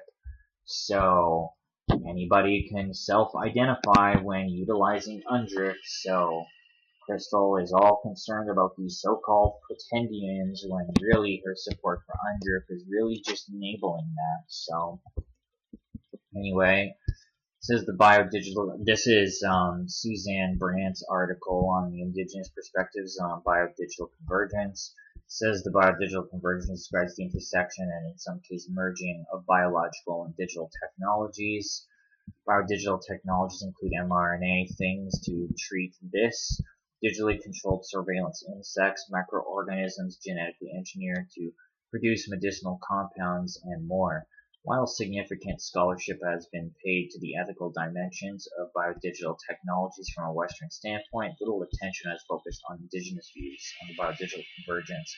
In this article, we explore the biodigital convergence from a Haudenosaunee perspective and suggest that insights from indigenous philosophical traditions, specifically regarding relationality and territory, may be necessary for humanity to adapt to the profound and existential changes implicit in the biodigital convergence. Right. So the term synthetic biology in and of itself, I'm just scrolling to that, was first used by Hobum 1980 to describe bacteria that has been altered by recombinant DNA technology. Synthetic biology was later reintroduced at the annual meeting of the American Chemical Society in 2000, referring to the use of living systems as hosts for the synthesis of organic molecules that do not otherwise occur naturally, and offer a broader definition of synthetic biology as the use of molecular biology tools and techniques to forward engineer cellular behavior, with a set of common engineering approaches and laboratory practices. These people further suggest that a goal of synthetic biology is to modify existing life or create new synthetic life that is compatible with Darwinian natural selection. So, and then now I'm going to describe the Haudenosaunee here. So the Haudenosaunee people, formerly called the Iroquois, or people of the Longhouse, are the confederacy of 6 First Nations, Mohawk, Cayuga, Oneida, Onondaga, Seneca, and Tuscarora, united by a common goal to live in harmony. Contemporary Haudenosaunee communities can be found in upstate New York, Quebec, Ontario, Wisconsin, and Oklahoma. So, and then now to talk about Mama Day's words. So, Mama Day's words evoke the Haudenosaunee principle of the good mind, derived from the great law of peace. The good mind occurs when the people put their minds and emotions in harmony with the flow of the universe. Good mind confers the ability to make a sound judgment for the welfare of the broader Haudenosaunee society. Connect good mind to land. To the Haudenosaunee, the good mind and land are inseparable, for neither is possible without the other. Furthermore, Sheridan and Longboat rightly assert that where one is has everything to do with who one is.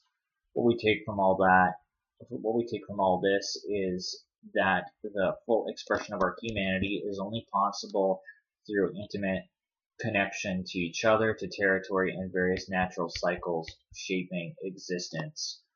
So, it says that the Policy Horizons paper exploring biodigital convergence identifies an important policy question. Could traditional resource-based competitive advantages fade? And suggests that decentralized food production through synthetic biology could lead to the ability to create food and engineer meat without the need for arable land. So basically instead of growing your land in the unfertile land, which is pretty much what arable pretty much means, they're talking about preserving the land by 3D bioprinting everything instead.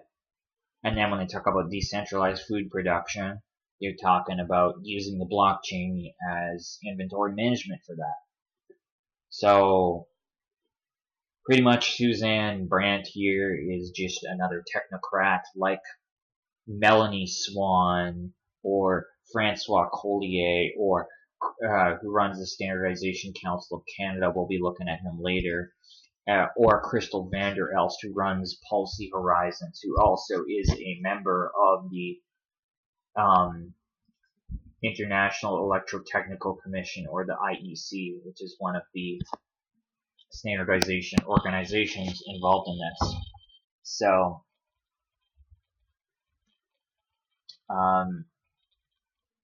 pretty much here we have this Amir H here talks about the future of blockchain, human DNA as new digital wallets.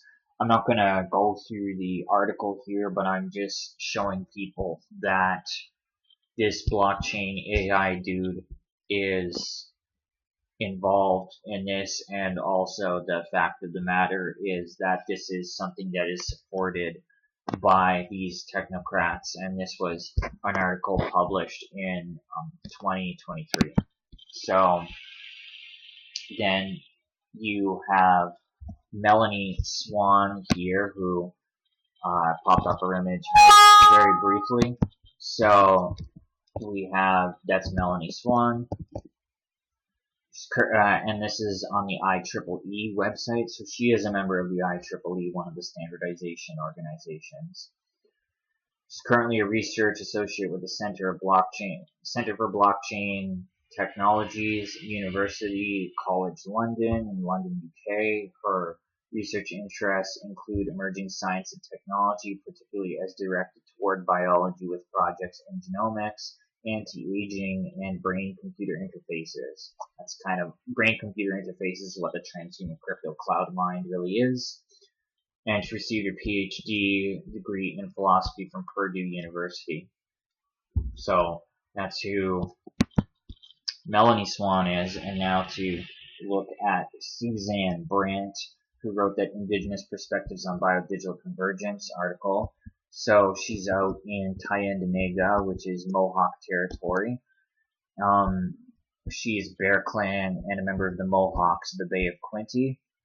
And as well, she holds a master's degree from York University in Environmental Studies with a focus on Indigenous post-secondary programming.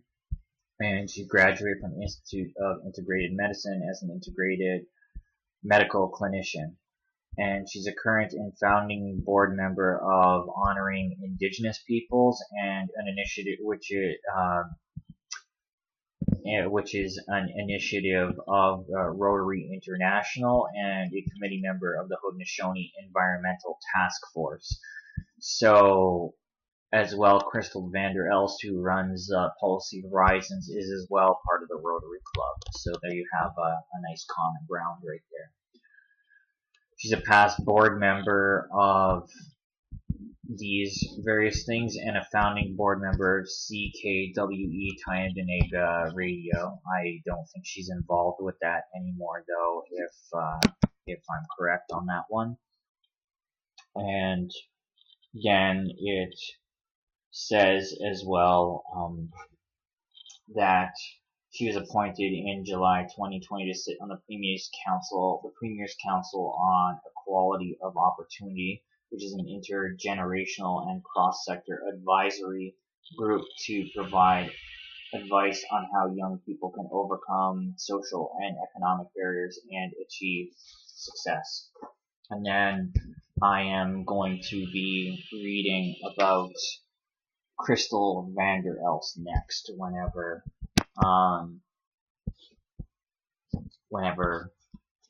this starts loading.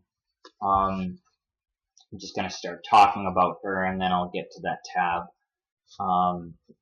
So Crystal Vander Elst is the one who runs Policy Horizons, as people have heard me mention that organization a few times now.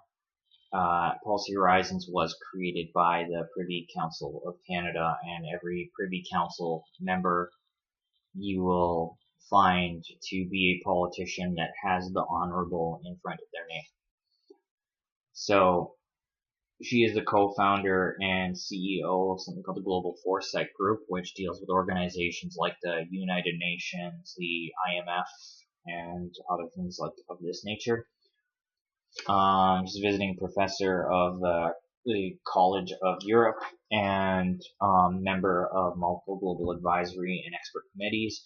She's a former senior director, head of strategic foresight she's a former head of strategic foresight for the World Economic Forum, and she spent 17 years in policy advisory and forward-looking strategy models. She now works closely with CEOs, senior executives and policymakers, which include political heads of states, ministers, heads of international organizations and think tanks. And with her deep and rich experiences, she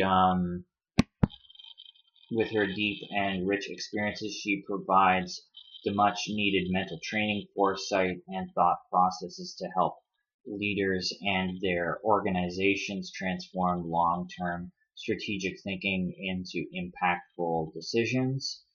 So, as well, she was part of the European Commission expert group and independent advisory committee for the Global Burden of Disease Initiative.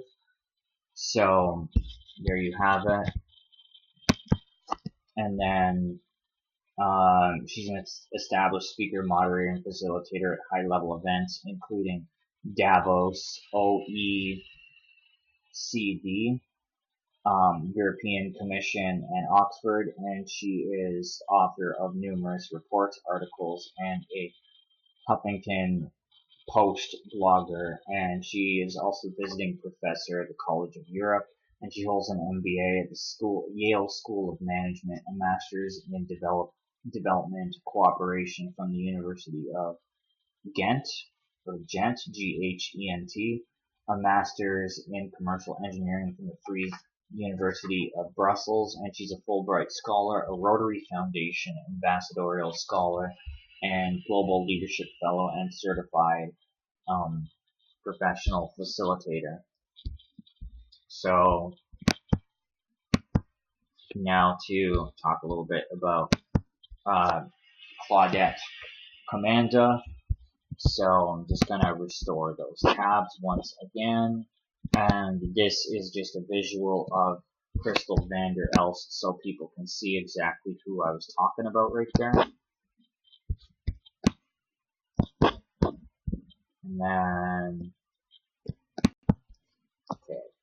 So, like I said, we're going to talk about Claudette Commanda, who is part of the Indigenous Advisory Circle of the SSHRC.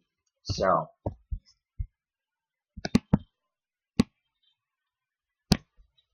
it says that, so she's a friend of Crystal's, and she claims to be an Algonquin Anishinaabe from the Kitigan-Zibi Anishinaabe Reserve in Quebec. She was born to, it says here, she was born to an unnamed non-status father, and Antoinette Chaussee, I'm not sure how to pronounce that, a Métis woman of Algonquin ancestry from Quebec. Now, prior to her marriage in 1976, she and her mother were from the neighboring town of Maniwaki in Quebec, and also as well, it says that Claudette's biological mother identified herself as Métis in her own handwriting, according to the document of her marriage certificate to status Indian Joseph Romeo Michael Smith from the River Desert Indian Reserve, otherwise known as the Maniwaki Reserve, which changed to the Kitigan-Zibi Anishinaabe First Nation in 1994. It says that Romeo, or Sonny as he was known, was the only child of Mary Smith from a previous relationship prior to Mary's marriage to William Commanda. Mary's son was never legally adopted by William Commanda, nor did Romeo, when grown and married to Antoinette, legally adopt Antoinette's daughter, Claudette. Claudette acquired her Indian status in 1976 and was registered to the River Desert Reserve upon her marriage to Algonquin status Indian Frank Cote. Claudette falsely identifies Romeo Commanda as her biological father on her marriage certificate, despite her mother's obituary identifying her husband as Rome Smith, whose biological father is documented as William Smith. So, yeah, there's also other false claims too, such as her surviving Indian day school, as it's said here. I'm pretty sure they're referring to residential school, as well as showing her support for Christine Cameron or Crystal Semagnus, whatever her name is, of Ghost Warrior Society. And it's interesting how Claudette aligns herself with Franco-Ontarian Daryl LaRoe, who also utilizes identity politics. And then Kim Tallbear is an American working in Canada with no historical context regarding Métis people. So looking at Claudette, quote unquote, despite her position as chancellor at the Ottawa University, Claudette remains active on social media to encourage and support attacks on veritable Indigenous others. Incriminating evidence exists proving that Claudette and Daryl LaRoe are providing encouragement and resources to the mentally unhinged, impoverished Crystal Semagnus, aka Christine Cameron, who conducts the dirty work of accusing individuals of false Indigenous identity on social media. Christine Cameron is currently pursued for engaging in numerous illegal behaviors, criminal activity, and violations of Canadian human rights law, just as Daryl LaRoe has been legally pursued for defamation and slander. So there you have it. And also, a personal question to Crystal, if she even decides to watch this one, is she willing to call out Claudette Commanda? Well, I don't think I really have to even ask the question, because I think it's pretty well straightforward that she won't. So, and this is what I was reading right here as well. So, and then it also goes on to mention the manipulation of CBC journalists, demand for resignation or removal of Claudette Commanda, and shows that this is a letter addressed to the Kitigan ZB band members, media outlets, and political groups, politicians, etc. So I'll just zoom in to show people that. So here we have designation, desire for removal, and then mail to certain recipients here, and mentions Justin Trudeau and other politicians and media people, and etc., etc. So people have, I think, got the idea that Claudette Commanda here, for identity itself really remains in question, yet you have her working with Crystal Semagnus here, or Christine Cameron, whatever she calls herself, of the Ghost Warrior Society. So, very interesting that Crystal herself works with a fake and does not call her out, but just more hypocrisy, I guess. I don't know. It actually really doesn't surprise me, because it's no different than how supposed terrorist groups, really whatever it is they claim to oppose, is generally who created them.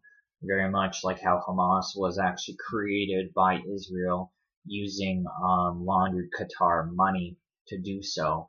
And then the most senior members of Hamas actually are from Qatar.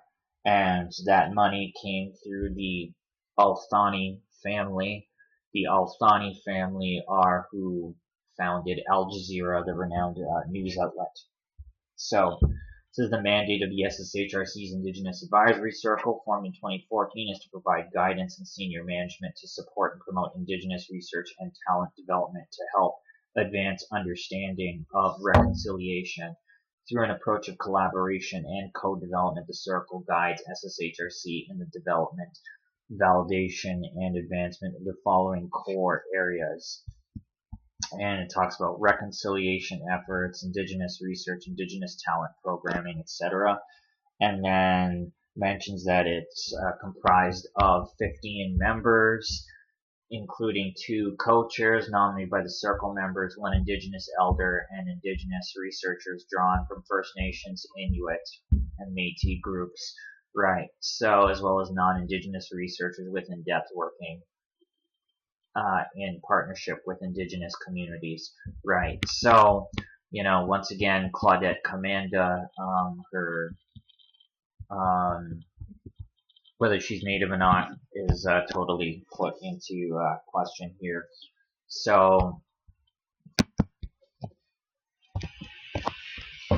there's Crystal Samaganus. Her memberships start at $21.50 a month, going forward up to $142, and then makes a sudden jump to $709.50, and goes right to $1,419 a month. Are you kidding me? Yeah. Anyway, not surprised. So the thing too is, like, you really want to pay that much for stickers, t-shirts, Zoom meetings, and gatekeeping on top of that? I sure don't, when I could just do the research myself. And especially considering the fact that she doesn't tie William Denby or David Gray Eagle to the ASMIN and Alliance of Indigenous Nations, and the fact that she doesn't even call out the person who founded the Métis Nation of Ontario, but wants to scrutinize the Métis Nation of Ontario, that in and of itself doesn't even make sense, frankly. So, I just want to say that in the previous video, I mentioned her, you know, going to Parliament begging the federal government to use, you know, what she calls First Nations organizations, which really, like, are just government organizations ran by Native people overseeing the reservations, like the Anishinaabe Nation, right? And she wants those groups to be the ones authenticating identity. But what I think she and perhaps other members of the Ghost Warrior Society don't really understand or maybe even care about is the fact that that kind of a thing actually utilizing those kinds of organizations leads to biodigital convergence smart infrastructure for determining identity. And well, she wants to use, you know, what she calls Native organizations or First Nations organizations,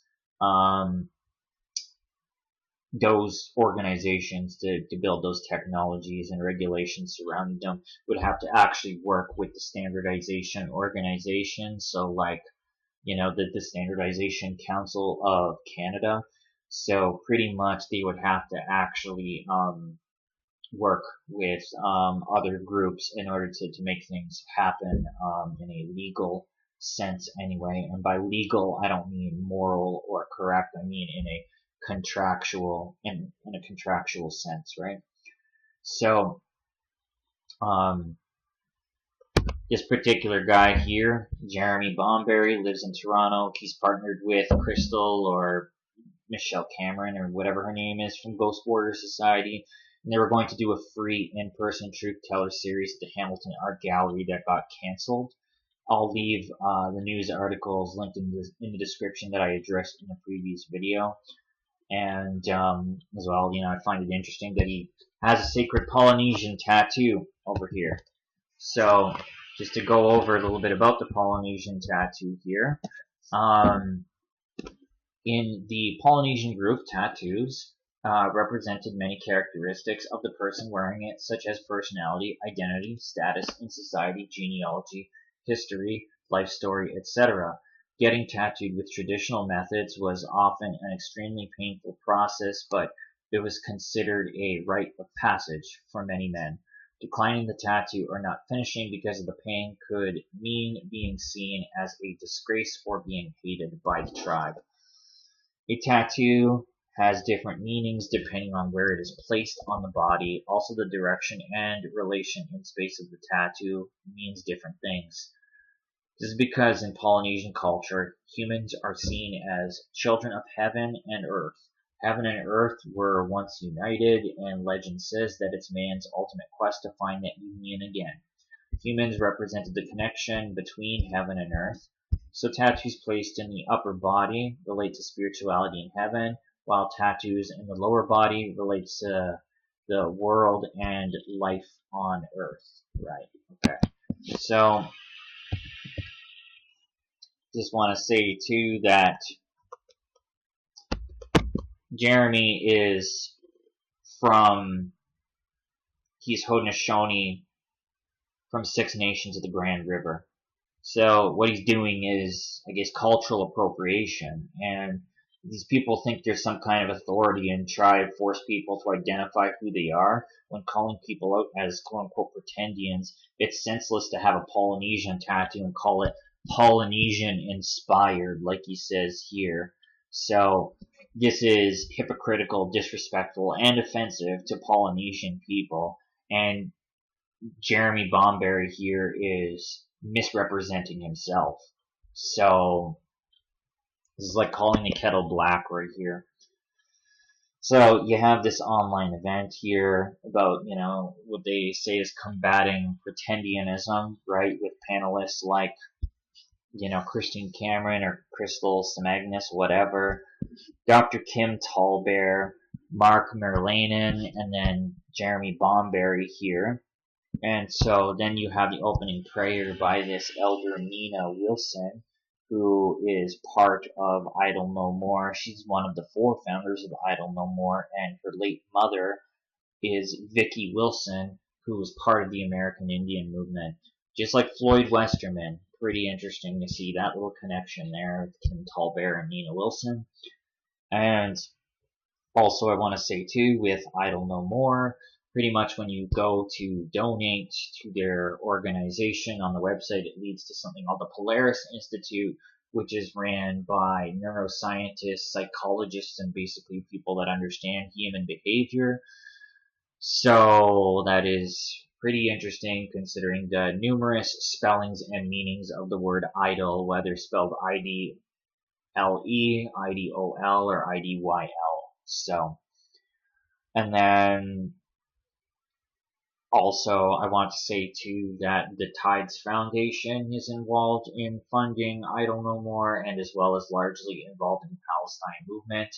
The Tides Foundation is primarily funded by the Ford Foundation. The number 2 funders are different George Soros organizations, and number 3 are different Rockefeller organizations. So people can watch my Idle No More video to see a more thorough breakdown of the Tides Foundation, and also to learn a little bit about Idle No More and Nina Wilson and others involved in the founding of the group, considering she's one of the 4 founders. So you have this, so-called early bird special, which starts at $81 for this event that they have here, and the location is only online. Big surprise, right? Try ask them a question, and then you just expect it to get muted or thrown off if they don't like your question. So I guess you guys got to play it safe, right? And then, of course, the 4 people that are involved. So it's interesting because it's very deceptive in terms of how the prices are laid out, because it also includes an additional fee. So this early bird special, which is on sale till March the 10th, you guys can thank me for the free advertising for this. You basically, that totals $87.42. Buy one, donate one. This totals $115.66, and then you have the general admission fee, which is one and the same, and then you have this ridiculous astronomical price that adds up to be $737.18. So you really want to pay that much to have people whine about so-called pretendians when they themselves do the exact same thing, or rather they don't speak about people like Becky Big Canoe, who is part of the ASMIN, or even, you got Jeremy Bonberry with his Polynesian tattoos, apparently Haudenosaunee. So what have you got there? You have, as I suggested Crystal should do, is to add the Indian Pretendian term to her glossary. You might as well go Indian Pretendian A, Becky Big Canoe, because she's part of the ASMIN, and Indian Pretendian B, somebody who, you can't tell by looking at them on the beach if they're actually Haudenosaunee or Polynesian. So, there you go. And then here, now we're going to start talking about this Mark Merlanen guy. So this person is part of their little panel here. Born in Lynn Lake, Manitoba, is raised in Thunder Bay. His heritage can be traced to Chippewas and Nawash, Cape Croker. Transforming the sound and image of Indigenous music has been one of his goals from the very beginning. His prodigious output has been recognized by many coroners, including the Canadian Aboriginal Music Awards, the Native American Music Awards, the Indigenous Music Awards, the Toronto's Dora Maver Moore Awards for the Performing Arts, along with the invitations to perform at the 2010 Vancouver Winter Olympics and the 2015 Pan Am Games in Toronto. From his early days as creator and performer of the multi-awarded nominated contemporary Indigenous rock band Najawan to producing the next wave of Indigenous musicians, Mark has worked with numerous artists to help launch and further their career development. In addition to writing and producing acts, Mark has also promoted and produced various live shows and events, including Planet Indigenous at Harbourfront Center and the Original People Original Songs concert series. Right. So,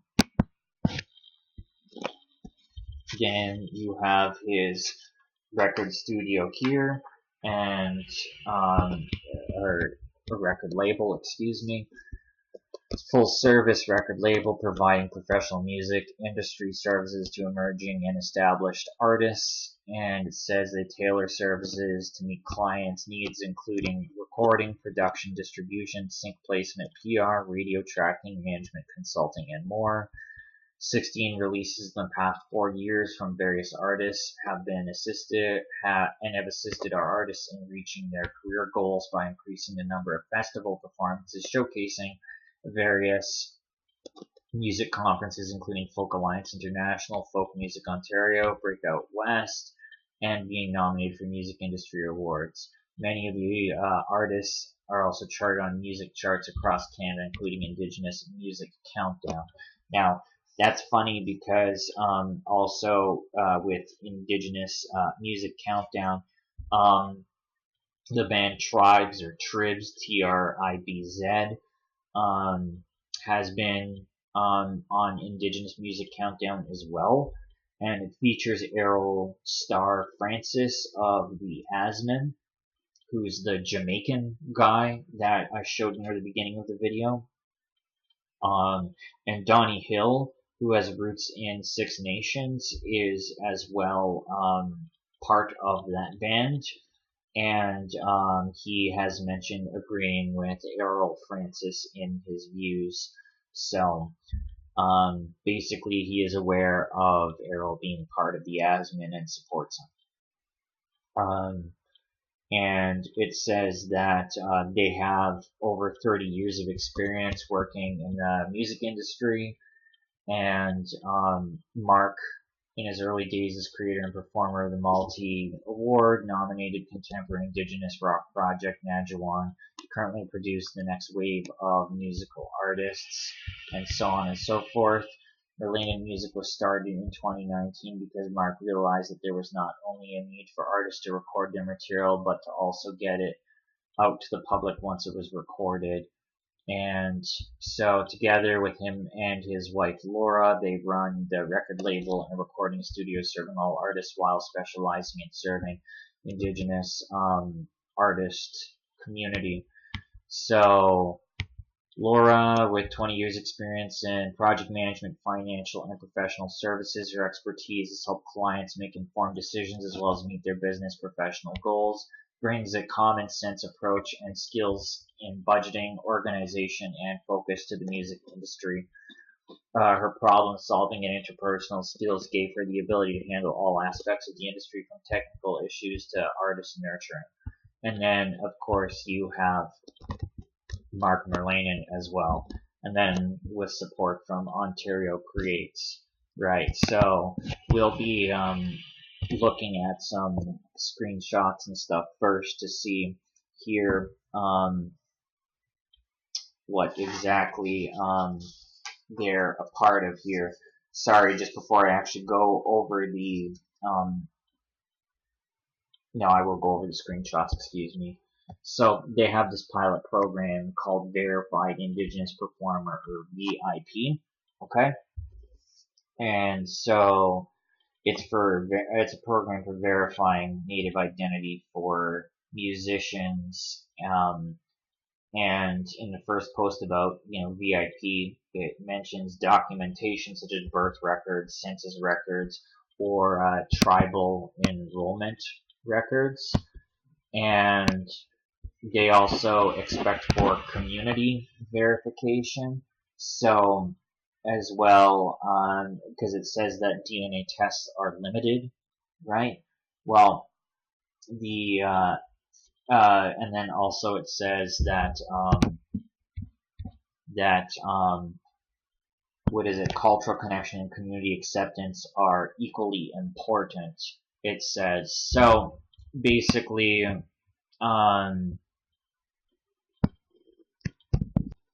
so it says cultural connection and community acceptance are equally important.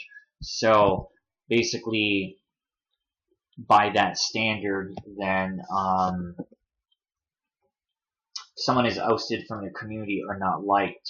How can they prove who they are? Especially if you're somebody who is an activist or speaks out. Would the band council even want to vouch for someone like that? Probably not, right? Especially if you're calling them out for not having clean water or something like that. Which is a problem on most reservations. So when you're telling the truth, you might get ousted from your community.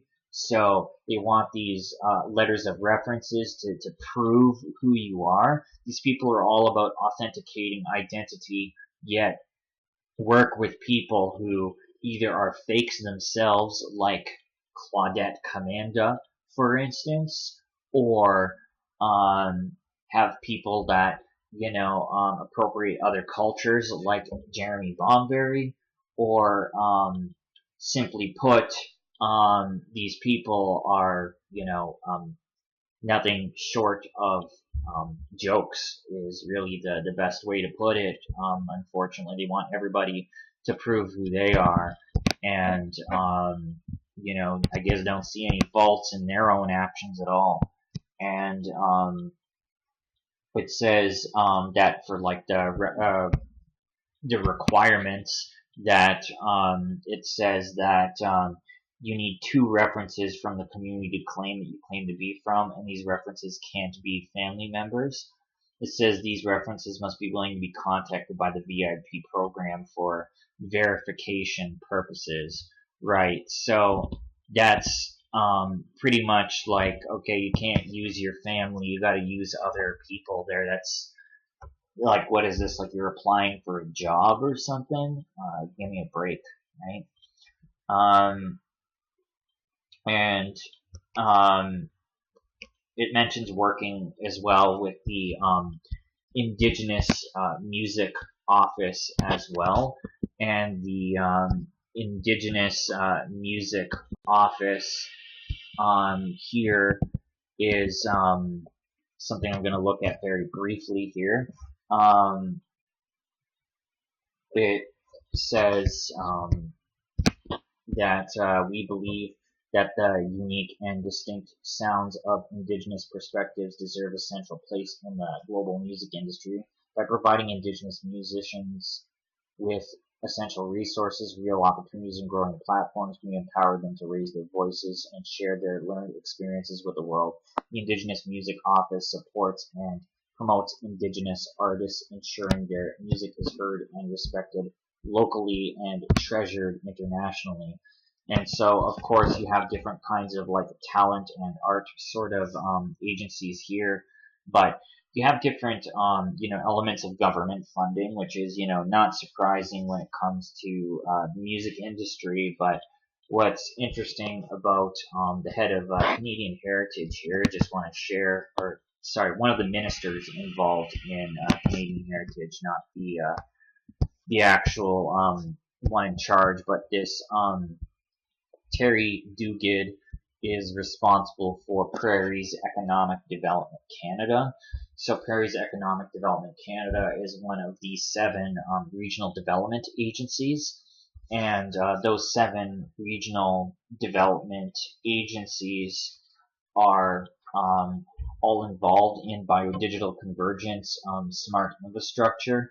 So I think it's quite interesting that this Mark Merlanen guy is partnered up with the Ghost Warrior Society and also works with the Indigenous Music Office that is partnered with Canadian Heritage and partially ran by this Honorable Terry Duguid here, who is literally working on the smart infrastructure through Prairie's Economic Development Canada.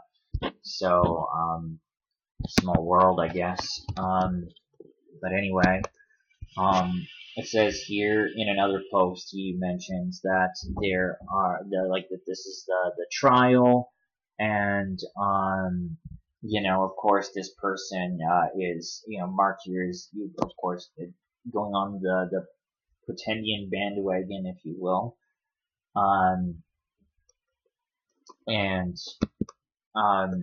I just want to say too that so I'm looking at some of the comments, just want to highlight them. This Sarah Cunningham here is really on fire because she asks a lot of questions to this guy who doesn't seem to really have answers. So she says, so does this mean they need a status card and or Métis card, and who's in charge of the VIP program for verification? Mark says the community is in charge. If someone says they are from Wiki, then 2 references from the community of Wiki sign off. Members are also allowed to object in order to keep full transparency and accountability, as well as to prevent any potential coercion. The new status card with the hologram photo also serves as an indicator to the community that person is claimed to be from. So she says, oh my gosh, Mark, do you not know how many don't have an expired status card and refuse to get the updated one? I don't even have a hologram one but have status. I also see barriers with the community. Maybe one holds status but they were adopted and not 100% non-blood, or they are members but no status. And with all Métis non-recognized that's going on, so they should be excluded too while that all gets sorted out through the courts. Who is the collective on this VIP program?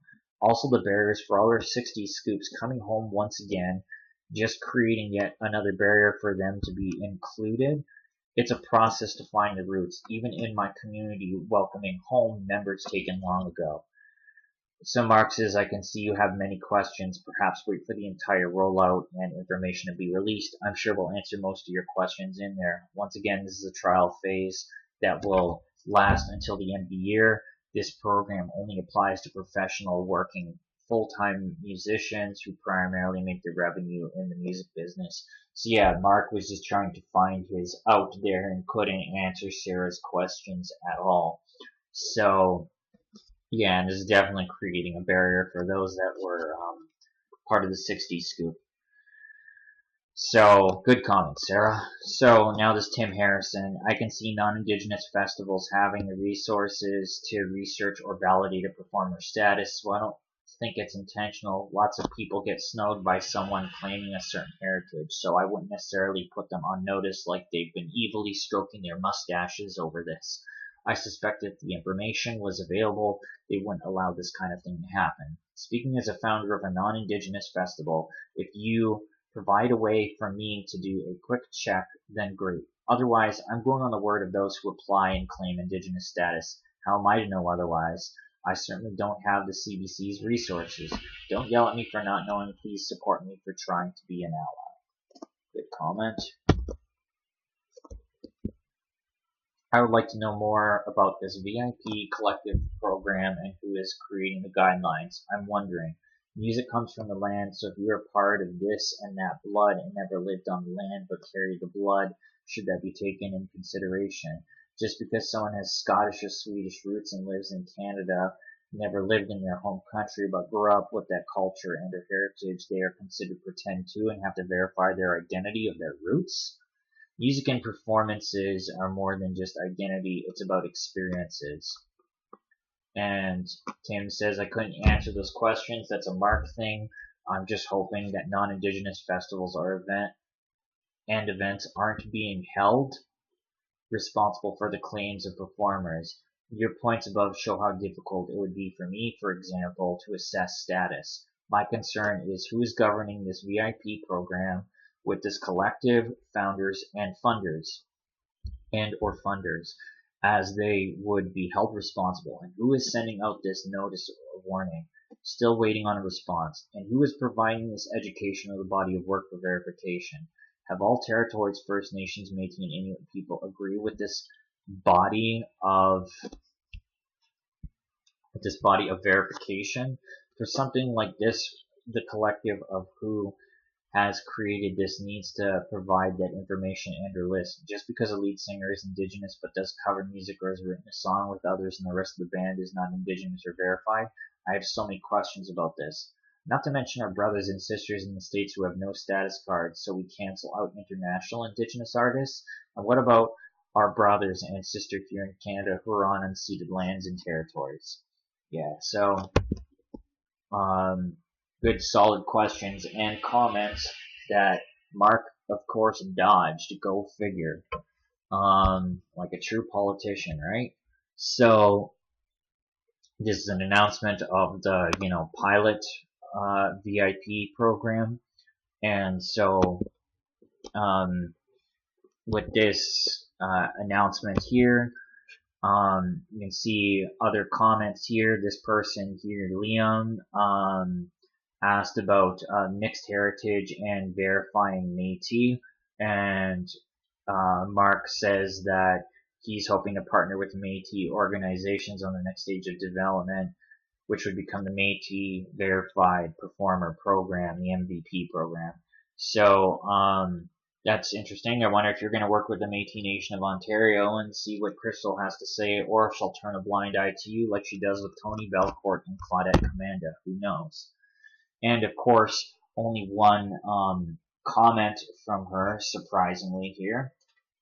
And it says here that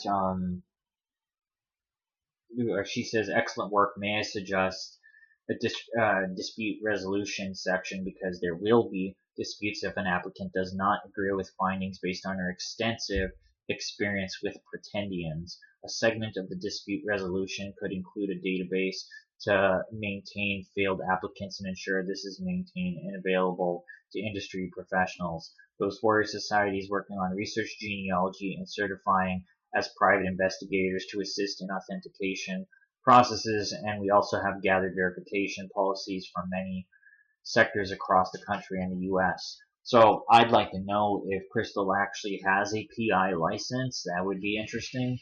And also if she's talking about extensive experience with pretendians, does that include calling out native people that actually happen to be native, or calling people out who apparently are pretending to be native because of their long hair?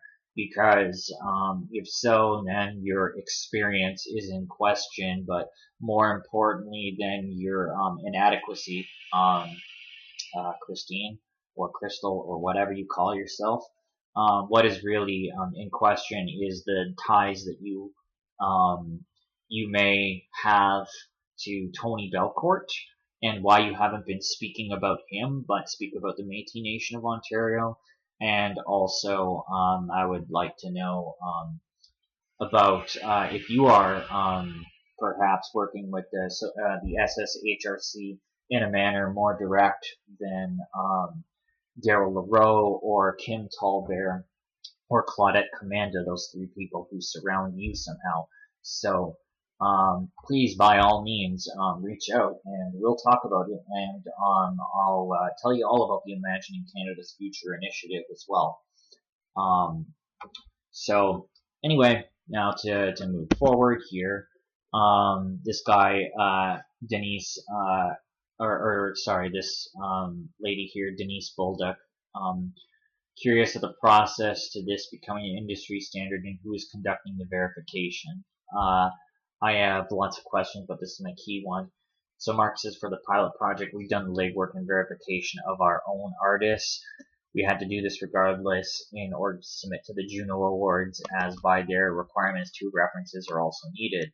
Major independent Canadian record label will be also participating with the pilot project that we are going to partner with. Once they come on board, others will follow, as others have started making inquiries. This is still phase 1 of many stages to come. That's why we're starting small. We've been in consultations with an organization that also specializes in this type of research. We're referring to Ghost Warrior Society. If so, your judgment is in question for sure. And they're also able to handle all the IT and database requirements should this branch out into other realms and industries. You should drop by the Maryland Music HQ and see a prototype of what the actual logo will look like, and we can answer all your questions.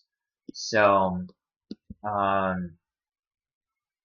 then in this particular post here, he says that the system is set up to be decentralized. All I have done is pay for the expensive logo and legal matters pertaining to the copyright and trademark of the logo. It's the individual communities that do the vetting. Okay, so then let me ask this. He used the term decentralized there. So I must ask, is he referring to the blockchain?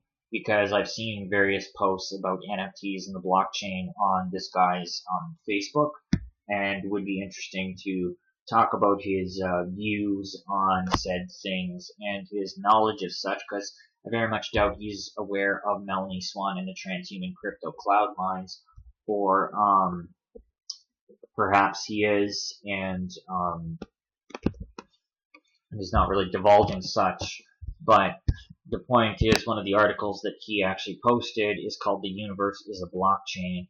It makes, references to the Big Bang Theory and things like this, and compares aspects of the blockchain to parts of the world or the universe and space and stuff like that. So, pretty interesting. I'll just leave the link in the description for people to look at if they so desire.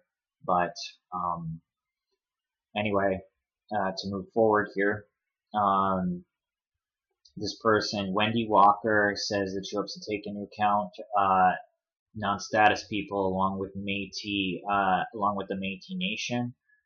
And he says that the Métis Nation is something he is going to tackle next. And there's been a challenge because numerous Métis cards that were issued that should have never been issued, and this is admitted by the organizations themselves. And of course, he mentions working with the Indigenous Music Office, of course, which I, explored some of their ties, which is a little interesting. And then also, it says here in particular more about the VIP program. I'm just gonna zoom in on some of this stuff. So it defines pretendian here. I don't think I need to really define this now at this point or give examples, read that word for word. And then it goes on to talk about notable cases, as it says, and as well talks about why people do it, and mentions a desire for belonging, or perhaps financial incentives, or somebody having, incorrect family lore, like, stories and stuff that were passed down to them, and they themselves might have been misled. But it also talks about disassociation from whiteness. I think this guy definitely took some lessons from Daryl LaRoe, especially with the book that he wrote with a similar kind of title that had to do with white claims to quote-unquote indigenous identity, which he got a grant from the SSHRC for. So it describes this by saying some pretendians may harbor a deep discomfort with the colonial state's historical harm to indigenous communities. As a result, they disassociate themselves from their own whiteness by adopting an indigenous identity. And it says this complex motivation reflects a desire to distance themselves from the oppressive legacy of colonization. So for one thing, there have been natives that have sold out their own people, and also the band councils themselves, which pretty much replaced the Indian agents. They themselves partake in this and are part of the colonial system themselves. So, and then also this makes me ask, what about what about people like, Errol Francis, who's Jamaican, for one thing, who is claiming to be, indigenous or whatever, utilizing UNDRIP.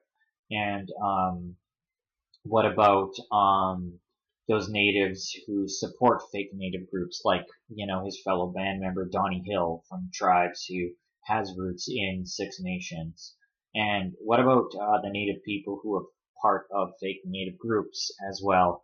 Not saying Becky Bickney is a musician, I don't know, and I don't care, but if she was going through this VIP program or whatever, would that be taken into consideration? Right. And so, and then it goes on to mention taking opportunities away from what they call genuine indigenous people, right? And then talks about capitalizing on trauma.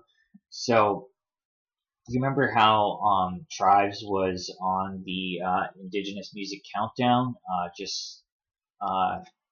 Well, are you, like Mark, are you and Ghost Warrior Society going to call out Errol Francis of the ASMIN? It also, lastly, mentions grooming elders as allies. So, by saying that pretendians seek validation by convincing elders to vouch for them.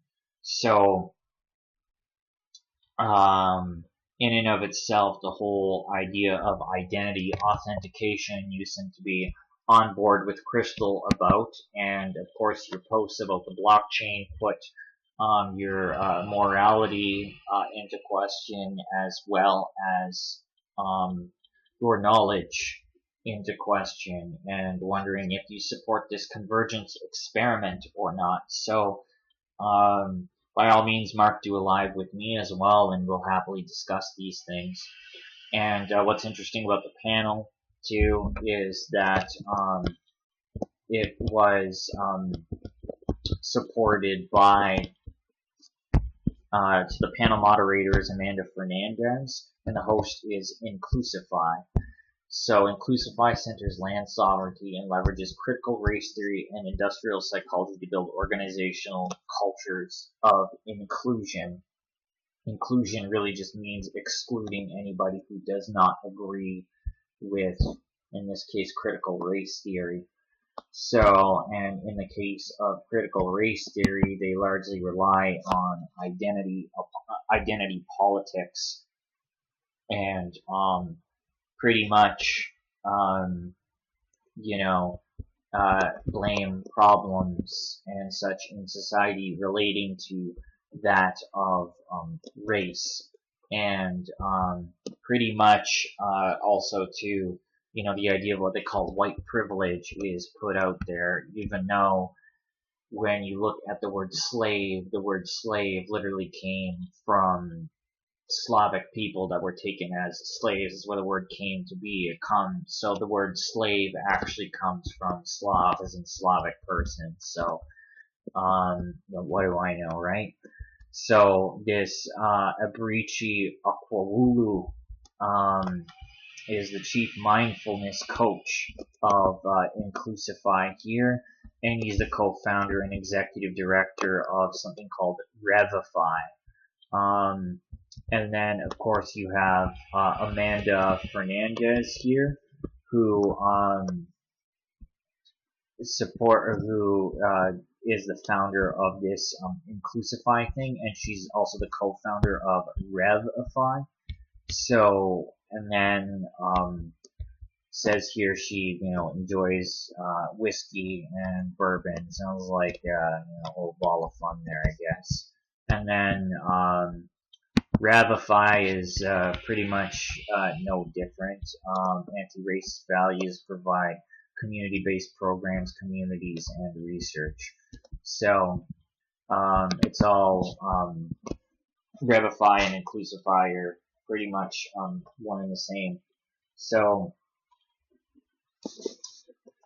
I'm going to talk about the DIACC, otherwise known as the Digital Identity and Authentication Council of Canada, because it's organizations like this and also the Standardization Council of Canada would be working with those so-called native groups that Crystal wants help from in the authentication process of identity.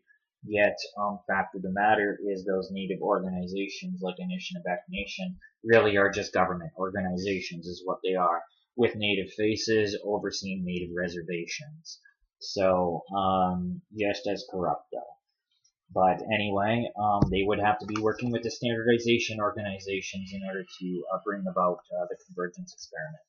So, the DIACC is making digital interaction safer, simpler, and more private. We collaborate with businesses and governments to create secure, privacy-first ways for people to verify their personal and business information online. By building digital trust and verification services rooted in Canadian values, we help lower costs, improve access to essential services, and drive economic growth, benefiting everyone. Right. We'll see if you're really benefiting everyone or just a select few. So, DIACC is ran by this Joni Brennan over here, and it says building upon 15 years of hands-on experience in identity access management, innovations, and industry standards development. Joni helps DIACC to fulfill its vision of organizing Canadian market forces to unlock digital identity and authentication, economic and societal opportunities for all Canadians. DIACC is comprised of a coalition of public and private sector organizations committed to developing a robust, secure, scalable, and privacy-enhancing digital identification and authentication ecosystem that will decrease costs for governments, consumers, and businesses while improving service delivery and driving GDP growth. A Made in Canada digital identification ecosystem will reflect Canadian values and priorities and empower Canadians to conduct a wide range of secure online transactions and interactions both domestically and internationally. And she joins diplomatic collaboration, relationships, and formalized strategic partnerships between organizations, has participated in international organizational committees, including OEE, CD, ITAC, ISOC, IEEE, Oasis, SSTC, ISO Subcommittee 27, Working Group 5, and then the International Telecommunication Union, Subgroup 17. And she has testified regarding trusted identity and access management systems for the U.S. Office of National Coordinator for Health Information, Technology, Security, and Privacy. And before joining DIACC, she was Kantara Initiatives Executive Director, focusing on technology evangelism, trust frameworks, and policy and technology interoperability to connect entities and individuals in a more trustworthy environment. She led the Kantara Initiative, a premier trust framework provider facing multiple industry sectors. As a US FICAM trust framework provider, Kantara Initiative provides accreditation and approval verifications for digital identity ecosystem components and services. And she helped to ensure the Kantara Initiative is aligned with multiple e-government strategies, including Canada, New Zealand, Sweden, and UK. And she served as an IEEE SA technology evangelist for Internet identity and trust, focusing on issues of governance, policy, and technology development that touch digital identity, personally identifiable information, and trust services. So, to look at the ISO Subcommittee 27, we have here that it is information security, cybersecurity, and privacy protection.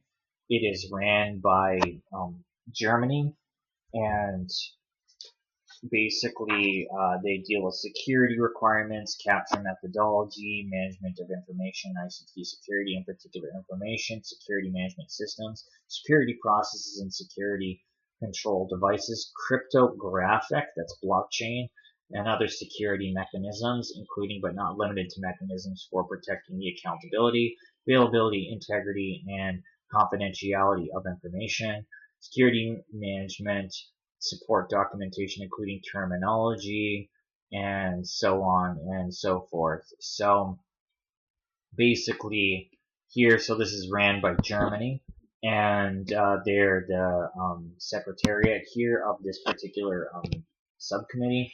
And what's interesting about the participation here, so of course Canada is involved, and then we see Israel, who is involved as a participating member. The observing members are on the side here, but we have Palestine working in this particular arena as well, in the cybersecurity arena.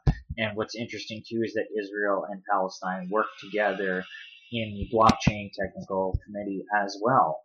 So, and that subcommittee that I was just looking at is part of this particular technical committee, or joint technical committee on IT, information technology, which is actually ran by the US. So that is interesting that Israel and Palestine literally sit together working on cybersecurity and blockchain related initiatives when they're supposedly at war. Fun fact. So therefore all wars are always controlled on both sides, and that is just one prime example of it. So then we have the ITU study group 17 here. Coordinate security related work across all ITU study groups, often working in cooperation with other standards development organizations and other ICT industry consortia. And study group 17 works on cybersecurity, security management, security architectures framework, countering spam, identity management, and protection of personally identifiable information, operational aspects of data protection, open identity trust framework, and quantum-based security and child online protection. They also work on the security of applications and services for the Internet of Things, smart grid, smartphones, software-defined networking, web services, big data analytics, social networks, cloud computing, mobile financial systems, IPTV, distributed ledger technology, that's blockchain, intelligent transport system, telebiometrics, the combating of counterfeiting and mobile device theft, and cloud-based event data technology, e-health, and radio frequency identification. So it says here that the ITU is the United Nations Specialized Agency for Digital Technologies.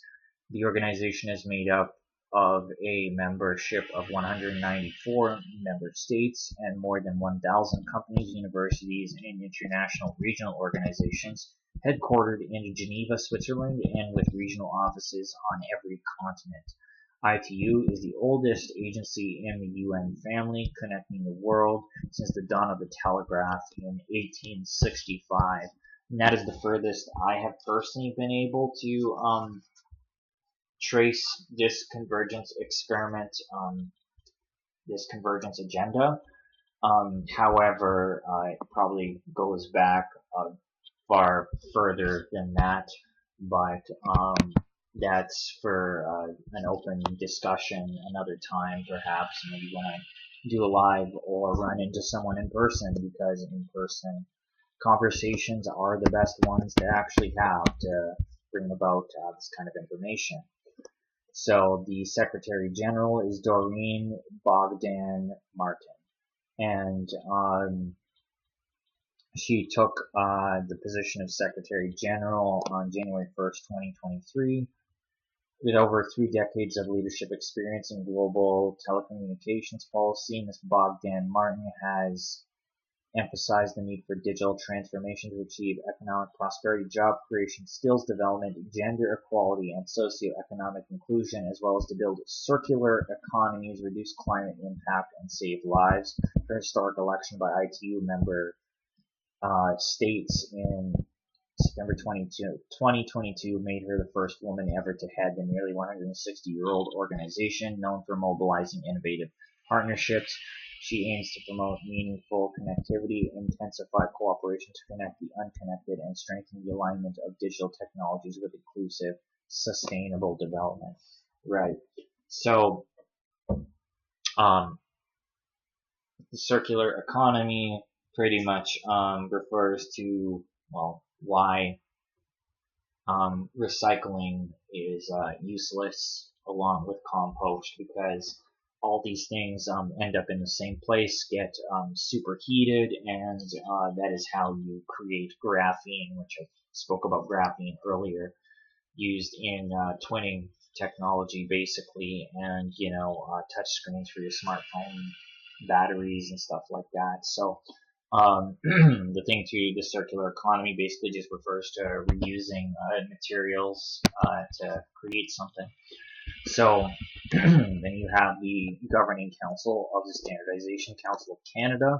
So going over this, because these are the kinds of organizations that, Anishinaabe Nation or whatever would have to work for or have to work with in order to create the biodigital convergence identity authentication process. So the Governing Council reports to Parliament through the Minister of Innovation, Science and Industry. It is composed of up to 13 members, 10 of whom are appointed by the federal government, and 3 others who are members via the chair or vice chair positions they hold on statutory committees established pursuant to the Standards Council of Canada Act. Council also has 2 standing committees, the Audit Committee and the Corporate Governance Committee. So then it goes on here. I am going to just read about Francois Collier, who is the head of the chair, and then we're going to read about the the CEO of the Standards Council of Canada.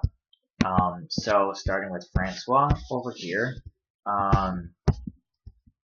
He's a full professor at the Department of Software and IT Engineering at ETS, one of Canada's lead engineering school affiliated with the University de Quebec network. He was CIO of ETS between 2010 and 2016 and the founding chair of ETS's Department of Software and IT Engineering from its creation in 2004 until 2010. Spent nearly 22 years of industrial experience in one of Canada's largest companies, where he held various engineering and managerial positions in quality engineering, IT procurement, IT infrastructure deployment and operation, and enterprise architecture management.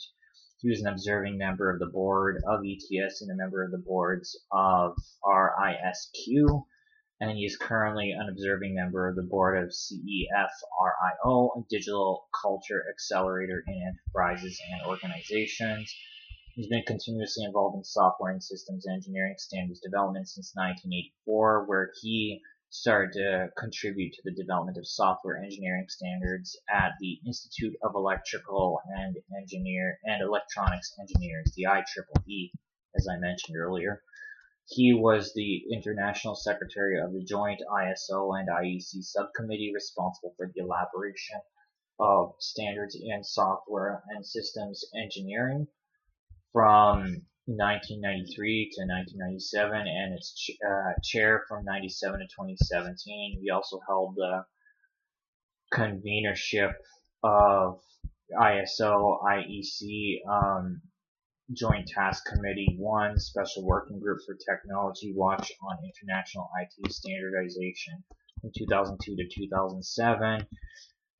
He was the international chair of ISO IEC JTC1, Subcommittee 41, the subcommittee responsible for the elaboration of standards for the Internet of Things and related areas since its creation in 2016, and a member of the IEC Standardization Evaluation Group on Communication Technologies and Architectures of Electrotechnical Systems. He's also the chair of CSA Group Strategic Steering Committee on ICT and vice chair of the Canadian Joint Task Committee 1 Mirror Committee.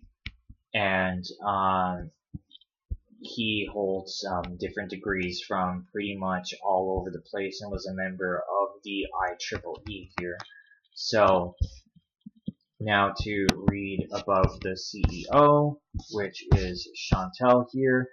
She became CEO in 2018, and she was the vice president prior and standards and international relations, where she was responsible for overseeing management of the Canadian Standardization Network. She also served as vice president accreditation services for 5 years, where she held the unit's transformation and established a new customer-centric business model. And in January 2020 became the first woman to lead both the SEC and represent Canada on the ISO Council. And active in the international community, she's held many positions, including chair of the Pacific Asia Standards Congress, and she brings a strong understanding of the importance and value of standards, conformity assessment, quality, and systems management in the private and public sectors. Prior to joining, she was CEO of Engineers Canada, and under leadership of the engineering profession, adopted the 30 by 30 strategy to increase the percentage of newly licensed female engineers to 30% by 2030. In 2020, she was recognized for her work with a fellowship from the Canadian Academy of Engineering, and then there are her various degrees there. So just want to move this off her face. Okay, so basically, in a nutshell here, the Ghost Warrior Society has their own, they want to have an identity authentication process, and Mark Merlanen is working on his, VIP program, for musicians in that case. But both of these people are all about proving identity, and nobody should have to prove who they are. And really, people like Mark Merlanen or the Ghost Warrior Society really just presume there's some kind of authority to,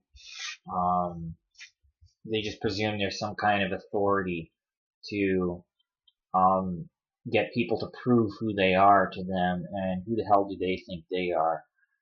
They're pretty much, if you take the problem, reaction, solution type of scenario, problem being, say, what they call pretendians. The reaction is how people react to those things, anger, etc. And then you have the artificial solution in place, which is the identity authentication process. So, and that's what leads to the Biodigital Convergence SMART infrastructure in and of itself. So,